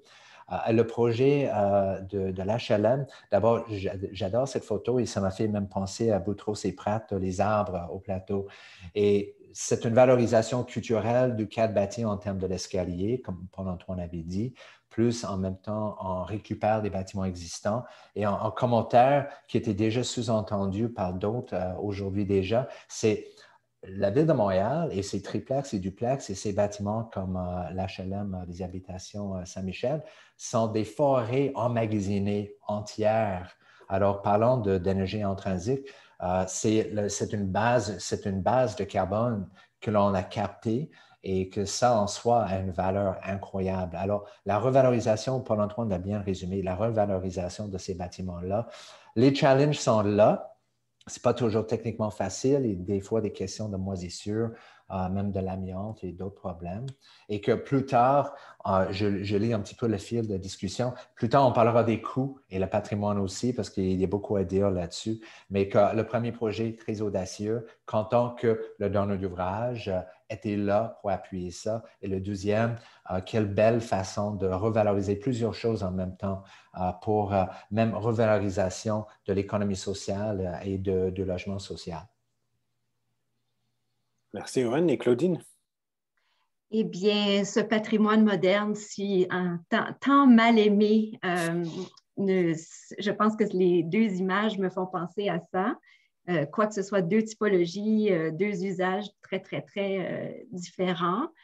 Je ne peux pas m'empêcher de penser que l'image du Grand Théâtre, c'est la cloche de verre version contemporaine ou version 2.0. C'est bien à dire que parfois, il faut qu'il y en ait des cloches de verre pour protéger un monument de la modernité. Je pense qu'on peut le dire sans trop se tromper, compte tenu, ce n'est que de l'association de celui-là avec Victor Pruss. Et aussi, bien sûr, une grande valeur esthétique ou artistique à cause de la murale de Jordi Bonnet. Mais je pense aussi que le moderne propose beaucoup de beaux défis. D'abord, ce sont des bâtiments qui sont souvent sur la liste des prochains intervenants ou qui feront l'objet d'intervention parce qu'ils sont, pour la plupart d'entre eux, ils ont atteint un indice de vétusté, ce que je n'aime tellement pas dire, mais bon, enfin, ils ont besoin d'amour souvent en raison de leur âge, mais aussi en raison de leur assemblage. Ce sont des bâtiments qui, pour certains d'entre eux, étaient expérimentaux dans les assemblages puis dans la composition du béton, par exemple. Donc, à défaut d'un entretien, ceci, jumelé à ce caractère expérimental, a fait en sorte que certains ont bien mal vieilli. Et c'est regrettable. Donc, je pense à un qui est plus proche de mes... parce que je suis à Montréal, de mon environnement immédiat à l'université, c'est HEC Montréal, sur l'avenue des Selles, où on s'est permis de faire des interventions assez audacieuses aussi, de percer des fenêtres dans cette espèce de projet avec beaucoup de surfaces de murs aveugles. Et c'est pour le plus grand bénéfice des utilisateurs à l'intérieur. Donc, c'est bien dire que le moderne a cette capacité parfois de recevoir des transformations pour l'améliorer et certainement pour lui permettre de poursuivre son existence, parce que c'est vrai que la quantité de béton qui est en jeu ici quand on pense au Grand Théâtre qui se termine, même recyclé un tant soit peu, c'est une énorme perte d'énergie. Quant aux habitations, je trouve ça intéressant parce que beaucoup de ces projets des années 60 dont on ne parle pas beaucoup quand on parle de valorisation de patrimoine moderne, il me semble, mais peut-être que je me trompe, des projets qui ne payent pas de mine sur le côté esthétique. Je ne dis pas que c'est le cas de celui-là que je connais moins bien, mais plusieurs d'entre eux. C'est quand même des projets très importants et qui ont une valeur patrimoniale, sociale. Et ça, je pense que c'est vraiment une intervention qui est intéressante parce qu'on s'est rendu compte que les milieux de vie réagissaient bien à la couleur. Tu sais, ça me fait penser aux caractéristiques que l'on enseigne quand on est dans les écoles d'architecture sur des bons projets. Pas juste la couleur, mais aussi la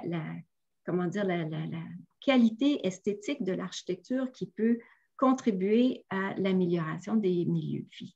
Donc, je pense que c'est une intervention qui est pertinente pour essayer et qui valait la peine de faire pour conserver justement ces énormes complexes et essayer de leur insuffler finalement les caractéristiques qui leur permettront de vivre et surtout de répondre aux exigences d'aujourd'hui qui ont changé depuis les années 60 et 70.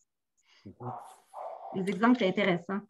Effectivement. Bien, et là, on va passer à ton exemple. Oui, et je veux juste annoncer à tout le monde qu'on va prendre vos questions dans quelques minutes suite au dernier échange avec Claudine et le reste du panel. Donc, n'hésitez pas à nous signaler que vous avez quelques réflexions ou quelques commentaires à faire dans la boîte Q&A, Q&A. Et là, bon, on a déjà quelques échanges dans la section chat. Donc, on y arrivera dans quelques minutes. Alors, à ton tour, Claudine. Oui, bien, moi, je n'ai pas triché, messieurs. J'ai trouvé une image. Et c'est une image, comme vous voyez, qui apparaît sur la page couverture d'un document qui a été réalisé par l'agence de Donovan Ripkema aux États-Unis qui, justement, vous voyez le titre, 24 raisons, je traduis librement, pour lesquelles la conservation du patrimoine ou le patrimoine est valide ou est une bonne chose pour votre communauté. Et ce qui m'attirait dans cette image, c'est d'abord la proximité des personnes, ce qui est un peu inimaginable en ces temps de pandémie de la COVID, mais un jour, on a bon espoir qu'on y reviendra.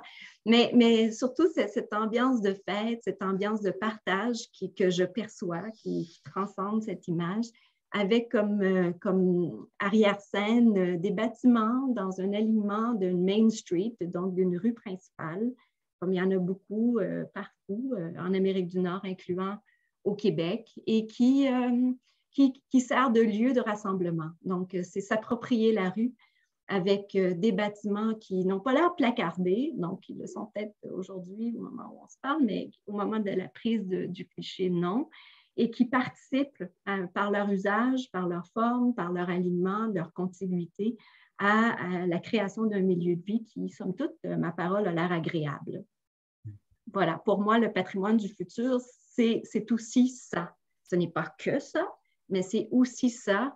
Et si j'entends les étudiants et j'écoute ce qui les intéresse, cette image incarne aussi beaucoup leur aspiration pour le futur. Et ça, je trouve ça absolument réjouissant et encourageant. Merci, Claudine. Oui, je pense que tu as tout à fait mis le doigt sur la première réaction de nous tous, c'est l'envie que crée cette image. Mais je pense que cette envie, bientôt. Oui, bientôt, mais il faut peut-être prendre conscience justement du rôle que ce genre d'espace joue pour le sentiment de bien-être collectif et individuel.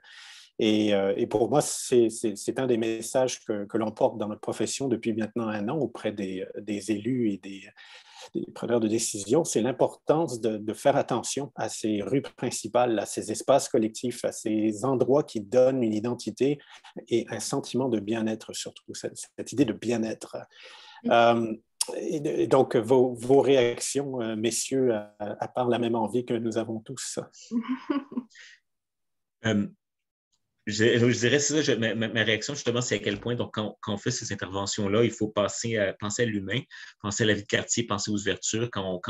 Il n'y a pas juste un objectif de conserver telle fenêtre ou telle porte parce qu'elle correspond à l'élément d'origine, mais de garder une ouverture, de garder une porte parce que celle-ci va servir à alimenter telle rue, tel commerce, tel quartier. Donc, ça va faire en sorte que ça fait partie de l'espèce de machine vivante qui est un quartier.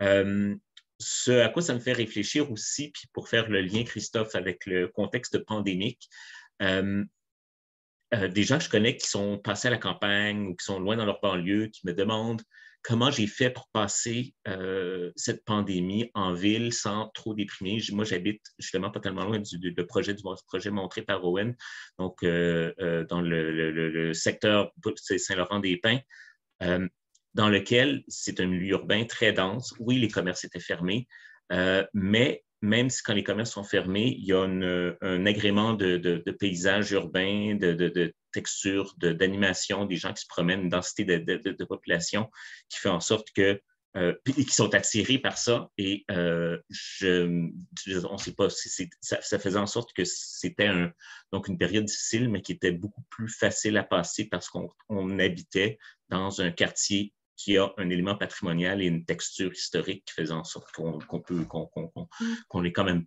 qu'on est pas dépaysé, mais qu'on est alimenté par cette histoire-là.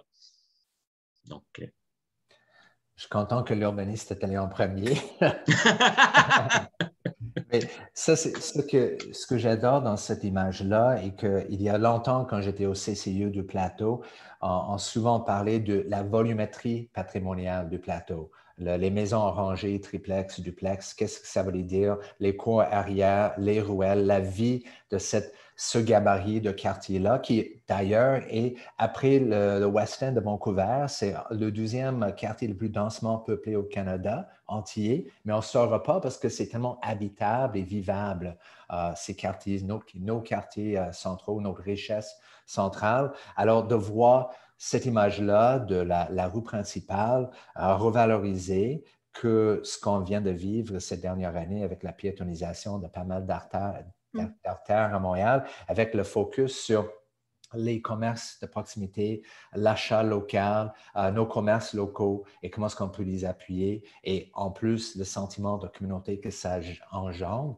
Mais c'est exactement ça qui fait partie au-delà du patrimoine, ça fait partie de l'essence même de la ville et de la qualité de vie en ville. Parce que chacun aimerait ça peut-être en gros terrain vert autour, mais si l'on n'a pas ça, il y a en vie, en densité, mais il faut avoir les récompenses pour la densité. Et une rue principale avec beaucoup de verdissement, avec beaucoup d'humanité, avec beaucoup d'échelle humaine, c'est la récompense en partie pour une ville très vivable. Et ce que je trouve très drôle, et heureusement à Montréal, on a beaucoup de quartiers avec Wellington, Masson, Dante, Mont-Royal, etc., où l'on a cette belle vie de quartier. Et aux États-Unis, ils optent plutôt pour payer des billets de 75 $ par personne pour être capable de marcher sur la Main Street USA à Disneyland. Alors, nous, on marche sur nos rues gratuitement. Eux, ils doivent payer parce que leurs propres villes sont inondées de voitures. Alors, c'est qu'est-ce que nous cherchons réellement? Et ce n'est pas que nos artères soient remplies de voitures, c'est que nos artères soient remplies d'humanité et d'expérience humaine. Alors, une très, très belle photo qui est à la fois patrimoniale, urbanistique, écologique, sociale et tout ensemble.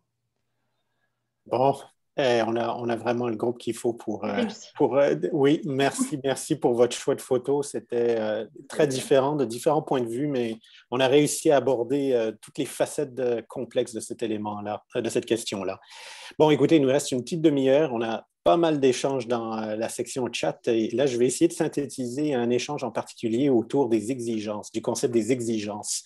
Et cet échange-là porte sur un lieu en particulier, mais ce qui ressort, c'est la pression que peuvent ressentir les propriétaires, des exigences liées à la nécessité de s'adapter au changement climatique, d'atteindre des niveaux d'efficacité énergétique supérieurs, de protéger le patrimoine selon une définition assez stricte ou paramétrée. Cette exigence-là est forte, elle est pesante pour certains.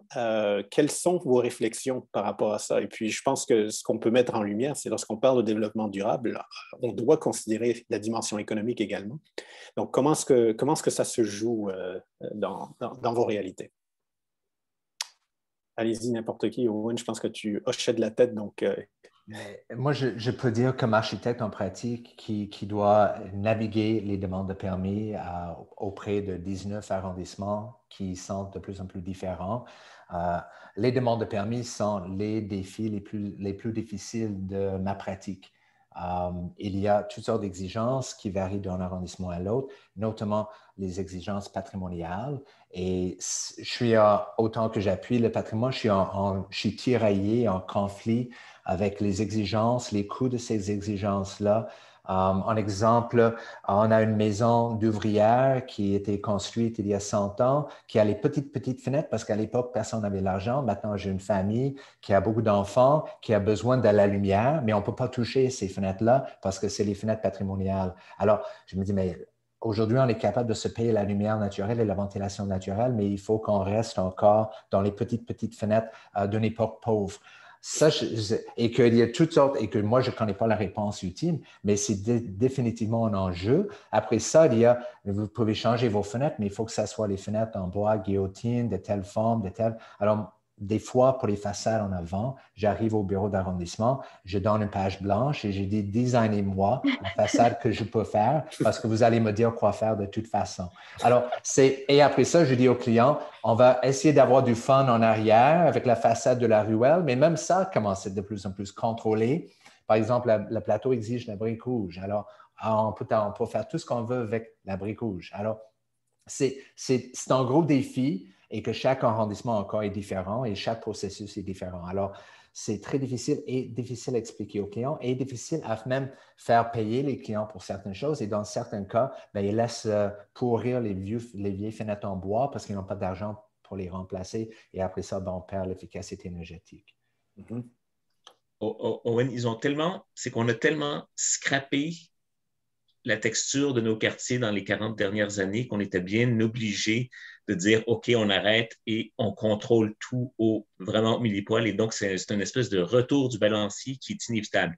Alors, la question est ici, donc, c'est le défi de développer une culture du patrimoine, autant dans la population que avec nos élus et nos fonctionnaires municipaux qui sera développé. Puis après ça, on pourra avoir vraiment mettre en place un urbanisme et des réglementations beaucoup plus ouvertes, moins précises, qui laissent place à la créativité, à certains éléments d'évolution d'une chose et non figés comme Claudine le disait au départ. Le patrimoine, ce n'est pas de figer les choses, c'est justement d'être en continuité avec le génie au départ qui était là quand on l'a construit.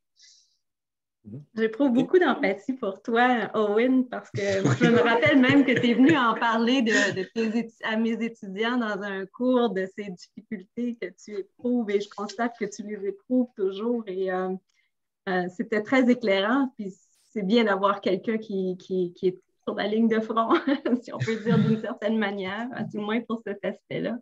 Je suis entièrement d'accord avec Paul-Antoine. Je pense qu'on a dans l'existant acquiescer à des volontés du goût du jour, oserais-je appeler ça des caprices qui ont malheureusement résulté en des décisions très malheureuses pour l'existant et ses valeurs, sa valeur architecturale. Autrement, c'est de cela dont il s'agit. Et donc, on essaie de compenser dans l'autre sens. Et bon, c'est ça l'équilibre. Dans le fond, je sais que ce n'est pas très aidant, ce que je vais dire, mais au final, je pense qu'on devrait tendre, et ce n'est pas facile de dire ça et de traduire ça dans un règlement d'urbanisme, on devrait tendre vers cet équilibre-là. Je pense que les PIA ont les plans d'intervention, aide-moi, Paul-Antoine, aide-moi. Intégré et architectural, je ne m'en souviens plus. Implantation, intégration architecturale. Voilà, les PIA qui sont finalement qui sont moins quantitatifs que qualitatifs dans l'ensemble, c'est l'esprit, essaient d'atteindre finalement cet objectif-là. Je ne dis pas que c'est parfait, que c'est la solution, mais je pense qu'il faut surtout s'éloigner de ces règlements qui sont trop, qui ne permettent pas à une municipalité d'avoir une poignée de refuser un projet parce que le projet est en plein droit. Je pense que ceci étant dit, est-ce que cette formule existe ailleurs? Pas nécessairement, tout le moins moi je ne connais pas, mais je pense qu'il faut tendre vers ces discussions avec les propriétaires pour ne pas aussi non plus décourager par rapport au patrimoine. Et là, on parle de réglementation d'urbanisme, on n'a pas parlé de financement, mais je pense que des mesures en financement s'accompagnent à ces efforts aussi de négociation pour que tout le monde y trouve son compte, finalement. Vas-y, Juan, oui. Je suis d'accord avec le fait qu'il y avait beaucoup de cheap et pas bon qui étaient faits les 40 dernières années, mais le mécanisme d'équilibre est très difficile à trouver parce que quand c'est écrit noir sur blanc, là, c'est noir sur blanc. Et après ça, le PIA, c'est très subjectif. Alors, c'est un gros défi. Alors, on est tous à la recherche de cet équilibre-là et la solution et l'urbanisme qui est performant. Donc, imaginez qu'il y a des élus ou des bureaucrates qui vous écoutent. Là, ça ressemble à quoi une réglementation qui réconcilie le besoin de s'adapter? En milieu urbain, on a une urgence à s'adapter au changement climatique, que ce soit en humidité, en chaleur, peu importe, et cette sensibilité au patrimoine. Qu'est-ce que ça veut dire évoluer vers une réglementation qui intègre l'humain dans toute sa complexité? Ça ressemble à quoi? Ce n'est pas juste une question là, on parle, je pense, d'une troisième voie. Ben, je ne suis pas experte en réglementation municipale. C'est peut-être une petite colle que tu nous poses là, Christophe. Mais pour moi, la conservation du patrimoine et les décisions qu'on prend est encore très basée sur l'apparence des bâtiments. Et quand on parle de changer des fenêtres et de remettre des fenêtres en bois, je n'ai rien contre les fenêtres en bois, mais je pense qu'il faut aussi tenir compte du contexte et tenir compte encore une fois, des incitatifs financiers qui peuvent décourager l'entretien, à défaut d'en avoir, de ces fenêtres en bois parce qu'il faut les peinturer. Hein? C'est celles et ceux qui sont dans notre auditoire qui sont propriétaires de maisons, ils savent très bien de quoi je parle. C'est quand même un travail dans lequel on s'engage si on a une propriété, vous allez me dire, mais qui n'est peut-être pas le propre ou la possible dans le contexte que l'on connaît aujourd'hui avec des écoles, par exemple. Et il y a des questions de sécurité qui font en sorte que des fenêtres en guillotine, ce n'est peut-être pas sécuritaire pour les enfants. Donc, il y a comme cette inadéquation parfois et on exige une certaine forme dans ce cas-ci, on parle beaucoup de fenêtres, mais un type de matériau d'assemblage ou même de couleur et peut-être que ce n'est pas adapté et ça ne devient donc pas durable. Moi, j'ajouterais justement, si on reste dans le contexte montréalais, c'est en fait j'arrive avec un défi. Donc, la Ville de Montréal vient d'adopter à la fin de l'automne dernier son nouveau plan de réduction de carbone ou de réduction de carbone et de résilience. Qui affectera, donc qui d'abord elle va faire ses devoirs, donc va travailler sur son patrimoine, le patrimoine de la Ville de Montréal, mais nécessairement va refaire un cadre réglementaire qui sera beaucoup plus exigeant au niveau de la performance énergétique des bâtiments du privé, de ce qui va se construire, puis éventuellement, il faudra passer à l'existant, ou en tout cas à l'existant, tant soit peu qu'on demande des changements à l'existant. Donc, quand les gens vont venir à l'arrondissement pour changer X fenêtre ou telle porte, faudra répondre à ces exigences-là. Alors, ça va demander des connaissances, en fait, pour les architectes, pour les professionnels, pour les fabricants de fenêtres et portes, mais aussi pour les professionnels, les fonctionnaires qui vont analyser ces projets-là, tout en gardant justement, si on veut encore intégrer aussi la notion de maintien du patrimoine puis de la texture architecturale du quartier, ben c'est ça. Donc, ça ne va pas aller en simplifiant, c'est ça que j'essaie de dire. Il y a peut-être aussi la question d'une culture architecturale et une sophistication qui s'installe avec le temps. Et peut-être Montréal a une certaine maturité où cette sophistication est en croissance. Mais les sujets ne sont pas évidents et que les processus de demande de permis par rapport à ça, au patrimoine, aux cartes bâties, etc., c'est un vrai défi. Et comment est-ce qu'on est quand même par le fait même qu'on en parle, mais c'est la question d'élever le niveau de sophistication. Mais pour le monde même qui traite ces exigences-là au bureau des permis, eux-mêmes, ils ont énormément plus à analyser aujourd'hui qu'il y a 15-20 ans. 15-20 ans, tu déposais une demande de permis, ça se passait assez rapidement. Aujourd'hui, c'est des processus qui sont très, très, très, très longs et compliqués. Et des fois, les préposés eux-mêmes, ils ne sont pas au courant de tous les changements récents qui s'imposent. Alors, c'est un gros défi qui touche le patrimoine et n'importe quel type de construction. Mais au minimum, content de vous entendre, vous me calmez un peu, mais c'est des gros défis. Dans la pratique réelle, c'est un gros, gros défi. Oui, Claudine. Oui, oui, ce sont des gros défis et je pense qu'il m'importe de rappeler ici que tout n'est pas d'égale valeur architecturale dans la valeur patrimoniale. Il y a d'autres valeurs. Peut-être qu'un jour, on saura reconnaître une valeur écologique à un lieu pour être capable de la sous-peser dans l'équation des raisons pour lesquelles on conserve un lieu. Donc, ça j'espère que ça va venir, en effet. Et je crois aussi que les interventions sont à moduler en fonction de cette valeur patrimoniale. Je ne mettrai pas des fenêtres en PVC sur un bâtiment de 1880 dans le Vieux-Montréal, à moins qu'il y ait vraiment quelque chose qui justifie cela. Tu sais, il y a des typologies, c'est ça où je veux en venir, c'est qu'il y a des typologies, des époques et des valeurs architecturales liées à l'existant qui crèvent les yeux. Où il y a des zones grises, c'est là où on a peut-être un petit peu plus de réflexion à faire et de travailler avec l'industrie. On ne parle pas beaucoup des fournisseurs de portes et fenêtres. On ne parle pas beaucoup des matériaux. On ne parle pas beaucoup de la main-d'œuvre qui travaille. Là, on est dans l'artisanat ou le préfabriqué, etc. On n'a pas beaucoup de zones entre les deux.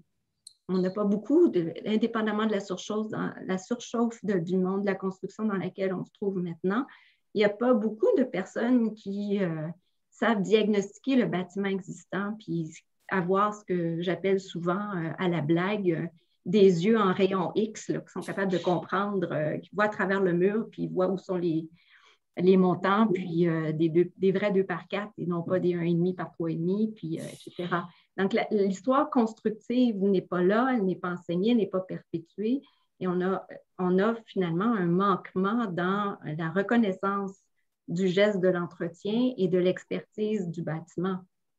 Mais mes artisans qui sont vraiment en train de manipuler des matériaux traditionnels ont du mal à être reconnus pour le travail exceptionnel qu'ils font.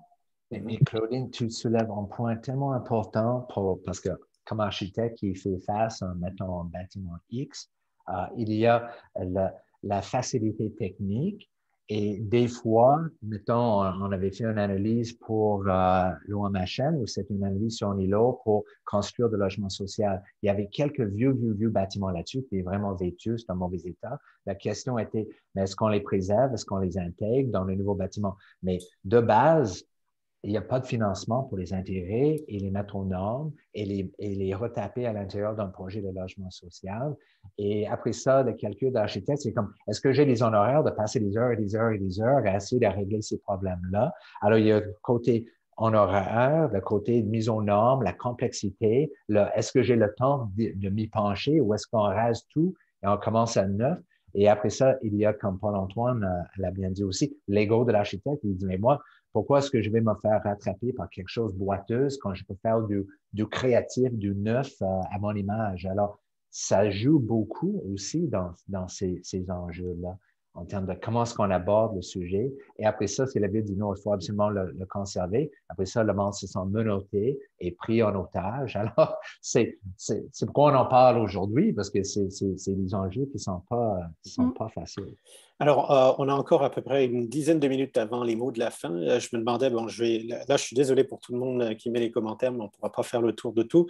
Mais il y en a deux en particulier qui m'ont un petit peu interpellé parce que je pense qu'il est particulièrement pertinent, la question des compatibilités des matériaux. Je me demandais si vous aviez des réflexions à partager parce que, bon, lorsqu'on parle de construction traditionnelle, on parle de matériaux traditionnels pour lesquels on a déjà dépensé de l'énergie à créer, établir, maintenir et ainsi de suite. Et aujourd'hui, on est très, très, très préoccupé par l'utilisation de matériaux complètement nouveaux, hyper performants selon des paramètres actuels. Et donc, lorsqu'on intervient sur de l'existant avec un désir de respect du matériau d'origine, comment s'applique une approche qui va intégrer ces nouveaux matériaux performants? Comment est-ce que vous approchez ces questions-là? L'architecte devrait répondre. Oui. Non, parce que j'imagine parce que parfois, c'est une nouvelle fenêtre, un nouveau matériau ultra performant ou qui a des aspects intéressants. Là, je pose la question à Owen, en fait, genre, que tu as envie d'essayer, tu as l'occasion d'essayer, mais qui pose un défi au niveau de l'intégration, mais en même temps, ce serait architecturalement très intéressant. Là, Encore, ça dépend du contexte, dans le sens de si l'on veut faire un bâtiment écologique et on construit à l'intérieur d'un bâtiment dit patrimonial qui est fait en bois, pierre, briques, d'utiliser les isolants écologiques, naturels, le chanvre ou la laine de roche ou d'autres produits écologiques, c'est des produits très, très performants qui sont à la base traditionnels. On revient un petit peu aux sources. Alors, aucun problème. Alors, ça dépend de ce qu'on définit comme ultra performant. Est-ce qu'on parle de la science-fiction, la plus grosse technologie, ou est-ce qu'on parle de tout simplement une bonne fenêtre, Energy Star ou verre triple qui répondent aux besoins. Après ça, le cadre, est-ce qu'on parle de cadre alu PVC ou bois ou alu-bois, etc. Et après ça, c'est quoi la durée de vie, c'est quoi l'énergie intrinsique là-dedans? Alors, il y a toutes sortes de choses et souvent, la vieille sagesse de bien construire avec les beaux matériaux nobles, c'est l'ultime écologique, durable et esthétique. Après ça, est-ce qu'on a le budget pour le faire ou est-ce que le monde va tomber tout sur le PVC parce que le PVC, c'est le moins cher, qui est quand même énergétiquement performant, mais c'est à base d'un produit toxique. Alors, si on regarde le Living Building Challenge, le PVC est sur la liste rouge. Alors, en principe, on ne devrait pas l'utiliser. Alors, le performant et l'amalgame avec l'existant et le nouveau, moi, je ne vois pas de problème. Mais si l'on parle de vouloir faire des fenêtres, je reviens aux fenêtres. Si l'on veut faire des fenêtres ultra performantes dans une maison existante, façade en avant, mais oubliez ça, les guillotines sont les moins performantes de toutes les fenêtres. Alors, on peut trouver des guillotines performantes, mais c'est de tous les choix, c'est les moins performantes. Alors, on est encore pris par le besoin patrimonial de respecter les guillotines au lieu de mettre les oscillobattantes qui peuvent faire, pour moi, une très belle façade, mais que ce n'est pas la façade il y a 100 ans. Mais le mariage des matériaux performants, pas de problème. Et encore dans le milieu écologique, depuis les 20 dernières années, on a évolué. On ne bourre plus les projets plein de gadgets écolos comme on faisait au début des années 2000 parce qu'on était excité par toutes sortes de choses. On essaie d'aller davantage vers une sagesse de bien construire et de faire une maison existante passive house ou une nouvelle maison passive house qui est sur leur passif, mais ça se peut même dans le cadre existant. Donc là, ça fait quelques fois déjà, Owen, que tu as mentionné, tu as fait des commentaires qui soulignent l'importance de calculer le coût de production de certains matériaux dans cette idée du bâtiment durable. Alors que, bon, là, on met souvent l'emphase, que ce soit dans les politiques ou dans la façon dont on donne un grade, un bâti, à la performance énergétique, donc à la dimension opérationnelle. Tu pourrais peut-être partager certaines de tes réflexions sur l'avant, comment calculer enfin, je ne me souviens jamais de l'expression en français, mais embodied energy, l'énergie qui est déjà inscrite, intrinsèque. Merci beaucoup, qui est déjà inscrite. Alors, la belle évolution dans la sophistication du milieu écologique, c'est maintenant les calculs de cycle de vie et que LEED les intègre. Et c'est une évolution parce qu'on continue à aller vers l'avant et que dans ces calculs de cycle de vie, c'est si c'est énergivore, mais il faut que ça dure longtemps. Ou on choisit des produits qui sont moins énergivores, qui autant par leur transport que par leur manufacture, leur origine, et de voir dans l'ensemble des choses. Il y a le côté énergétique, l'énergie intrinsèque, qui est très important. Paul-Antoine l'a bien souligné plus tôt. Au Québec, on est choyé, on a une source d'énergie qui est beaucoup plus propre qu'ailleurs au monde. Alors, un élément qu'on tient en compte beaucoup dans nos projets, c'est la qualité de l'air, la toxicité des produits, la provenance, parce que il y a dans le développement durable, c'est l'économie locale, l'économie circulaire, et comment est-ce qu'on peut nous-mêmes favoriser nos produits locaux. Alors, pour nous, au Québec, avec l'énergie qui, heureusement, n'est pas trop chère, je ne mets pas tous mes œufs dans le panier de l'énergie. Je mets les œufs dans le panier de est-ce qu'on respire de quoi qui est propre et est-ce qu'on aide l'économie locale avec nos achats de produits de qualité qui sont nobles et sourcés localement, qui veut dire aussi moins de transport. Alors, il y a tous ces éléments-là qui s'appliquent autant au patrimoine parce qu'au patrimoine, là, à l'époque, mais il n'y avait rien que le local. Et alors, comme on revient un petit peu en arrière, et c'est là où il y a un bel amalgame entre le patrimoine et l'écologie, parce qu'on utilise les ressources qui nous sont disponibles près de chez nous. Merci. Paul-Antoine, oui, ou Claudine, vas-y, oui. Oui, je voulais juste ajouter que par rapport à ce que tu viens de dire, Owen, et c'est tout à fait éclairant, puis je trouve que c'est intéressant de faire ce parallèle avec le local et les façons de construire d'un patrimoine à une époque X. Mais quand on a à se pencher sur un remplacement de fenêtre ou quel que soit l'autre matériau, un revêtement de toiture, je pense qu'il faut aussi considérer l'existant.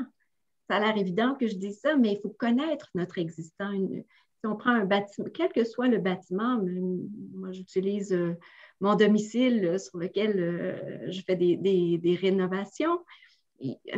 Un bâtiment, ça respire, un bâtiment, ça sa chimie, sa complexité, je ne sais pas, des poétiques, c'est juste que quand on pense à insérer quelque chose de nouveau avec un matériau ou des matériaux qui sont d'une autre époque, qui contrastent en termes de temps avec ce qui existe déjà, il faut penser à la chimie, il faut penser à la réaction, la maison va réagir comment à ce genre de... Et ça, je pense que c'est un aspect qui est un peu oublié du processus. Ça ne veut pas dire que c'est long, c'est une étude exhaustive qui coûte 5 000 $, mais c'est juste s'arrêter un temps soit peu pour comprendre les composantes matérielles et les assemblages d'une maison. Ce qui fait en sorte que, il y a beaucoup de maisons à Montréal qui sont isolées avec un pouce d'épaisseur d'air, c'est entre les cloisons. Et quand on vient pour intervenir, pour isoler, améliorer l'efficacité énergétique, bien, il y a des sérieuses questions à se poser par rapport à qu'est-ce qui peut ne pas causer des problèmes de moisissure à cause de l'étanchéité ou de ça ne respire pas, des coupes vapeur, etc. Donc, je pense qu'il faut comprendre notre existant et ça, malheureusement, on pédale pour trouver des experts qui sont capables de nous aider dans ce domaine. Paul-Antoine? Oui, j'ajouterais un peu, parce que j'ai vu aussi des commentaires justement qu'on n'a pas beaucoup traité de résilience là, qui était pourtant dans le titre. Puis je vais faire de l'intercommunalité patrimoniale dans le sens où on a des objectifs de réduction de carbone, on a une énergie propre qui est l'électricité. On a donc tendance à se dire, OK, on chauffe tous à l'électricité. De toute façon, ça ne coûte pas cher, l'empreinte carbone n'est pas élevée à l'utiliser, donc on n'a pas tellement besoin d'isoler nos bâtiments, mais qu'est-ce qui arrive au niveau de la résilience si jamais il y a un grand événement X qui fait en sorte qu'on a un approvisionnement électrique qui est à court, puis là, on doit... Donc, je pense qu'on n'a pas beaucoup de culture patrimoniale d'emmagasiner l'énergie intrinsèque à l'intérieur d'un bâtiment et de la conserver avant de la réémettre. Ça existe dans d'autres cultures européennes. C'est des genres de choses, des emprunts culturels patrimoniaux qu'on pourrait emprunter et intégrer dans notre bâtiment, faire en sorte que oui, on va être plus dépendant de l'électricité, mais si jamais quelque chose qui arrive, on peut passer 2, 3, 4 jours, même en hiver, sans apport énergétique et de vivre avec l'énergie qu'on a déjà emmagasinée dans nos maisons.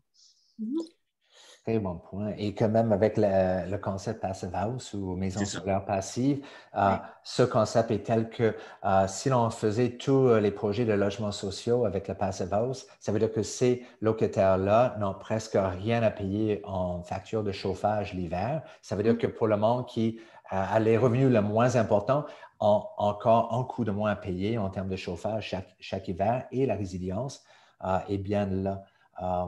C'est un très bon commentaire parce que quand même, en ville, à Montréal, on a vécu la tempête du verglas et que oui, la résilience minimale est bien à tenir en compte.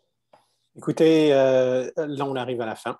Et on aurait pu continuer. On a une longue liste de questions. Là, je suis désolé, on n'a pas pu aborder la question du bungalow, par exemple, que j'aurais voulu aborder parce que c'est notre avenir, le patrimoine du bungalow. Est-ce que c'est du patrimoine? Ah ben oui, ça sera pour le prochain épisode. Il ne faut pas oublier le duplex de Saint-Léonard. Non plus. Il y a toutes sortes de questions sur les régions éloignées et les grandes agglomérations. Bon, alors, je suis vraiment désolé pour toutes ces questions non résolues, mais je pense qu'on a abordé les questions qui nous étaient posées aujourd'hui avec une certaine densité. Pour ma part, ce que je vais souligner, c'est que nous avons des exemples exceptionnels au Québec, à Montréal, de ces efforts réels de compatibilité entre l'atteinte des objectifs d'efficacité énergétique, d'adaptation et de conservation du patrimoine. Mais nous avons beaucoup de chemin à faire. Nous avons fait toutes sortes de promesses à l'international en développement durable, le nouvel agenda urbain, les promesses à l'UNESCO sur les recommandations de la place de la culture et du développement durable en milieu urbain. On a fait tous ces engagements et même les accords de Paris qui sont fondamentaux, qui reconnaissent le lien intrinsèque entre la survivance et la résilience et l'adaptation au changement climatique et la place de l'humain et de sa culture. Donc, j'inviterai tous nos auditeurs à continuer à imaginer, à faire les efforts nécessaires pour arriver à cet objectif de créer des environnements humains. Et ça, je pense que c'est la leçon qui doit être tirée de notre échange aujourd'hui, c'est que l'emphase doit être sur l'humain et sa place dans l'environnement, dans son environnement bâti et naturel. Donc, il nous reste que quelques secondes. Merci beaucoup, Paul-Antoine. Merci, Owen. Merci, Claudine. Merci à la Maison du développement durable. Merci à tous et on se reverra très certainement bientôt. Et merci à toi, Christophe. Oui, merci. Et merci Au revoir tout le monde. Merci. Merci tout le monde. À bientôt. Au revoir. Au revoir.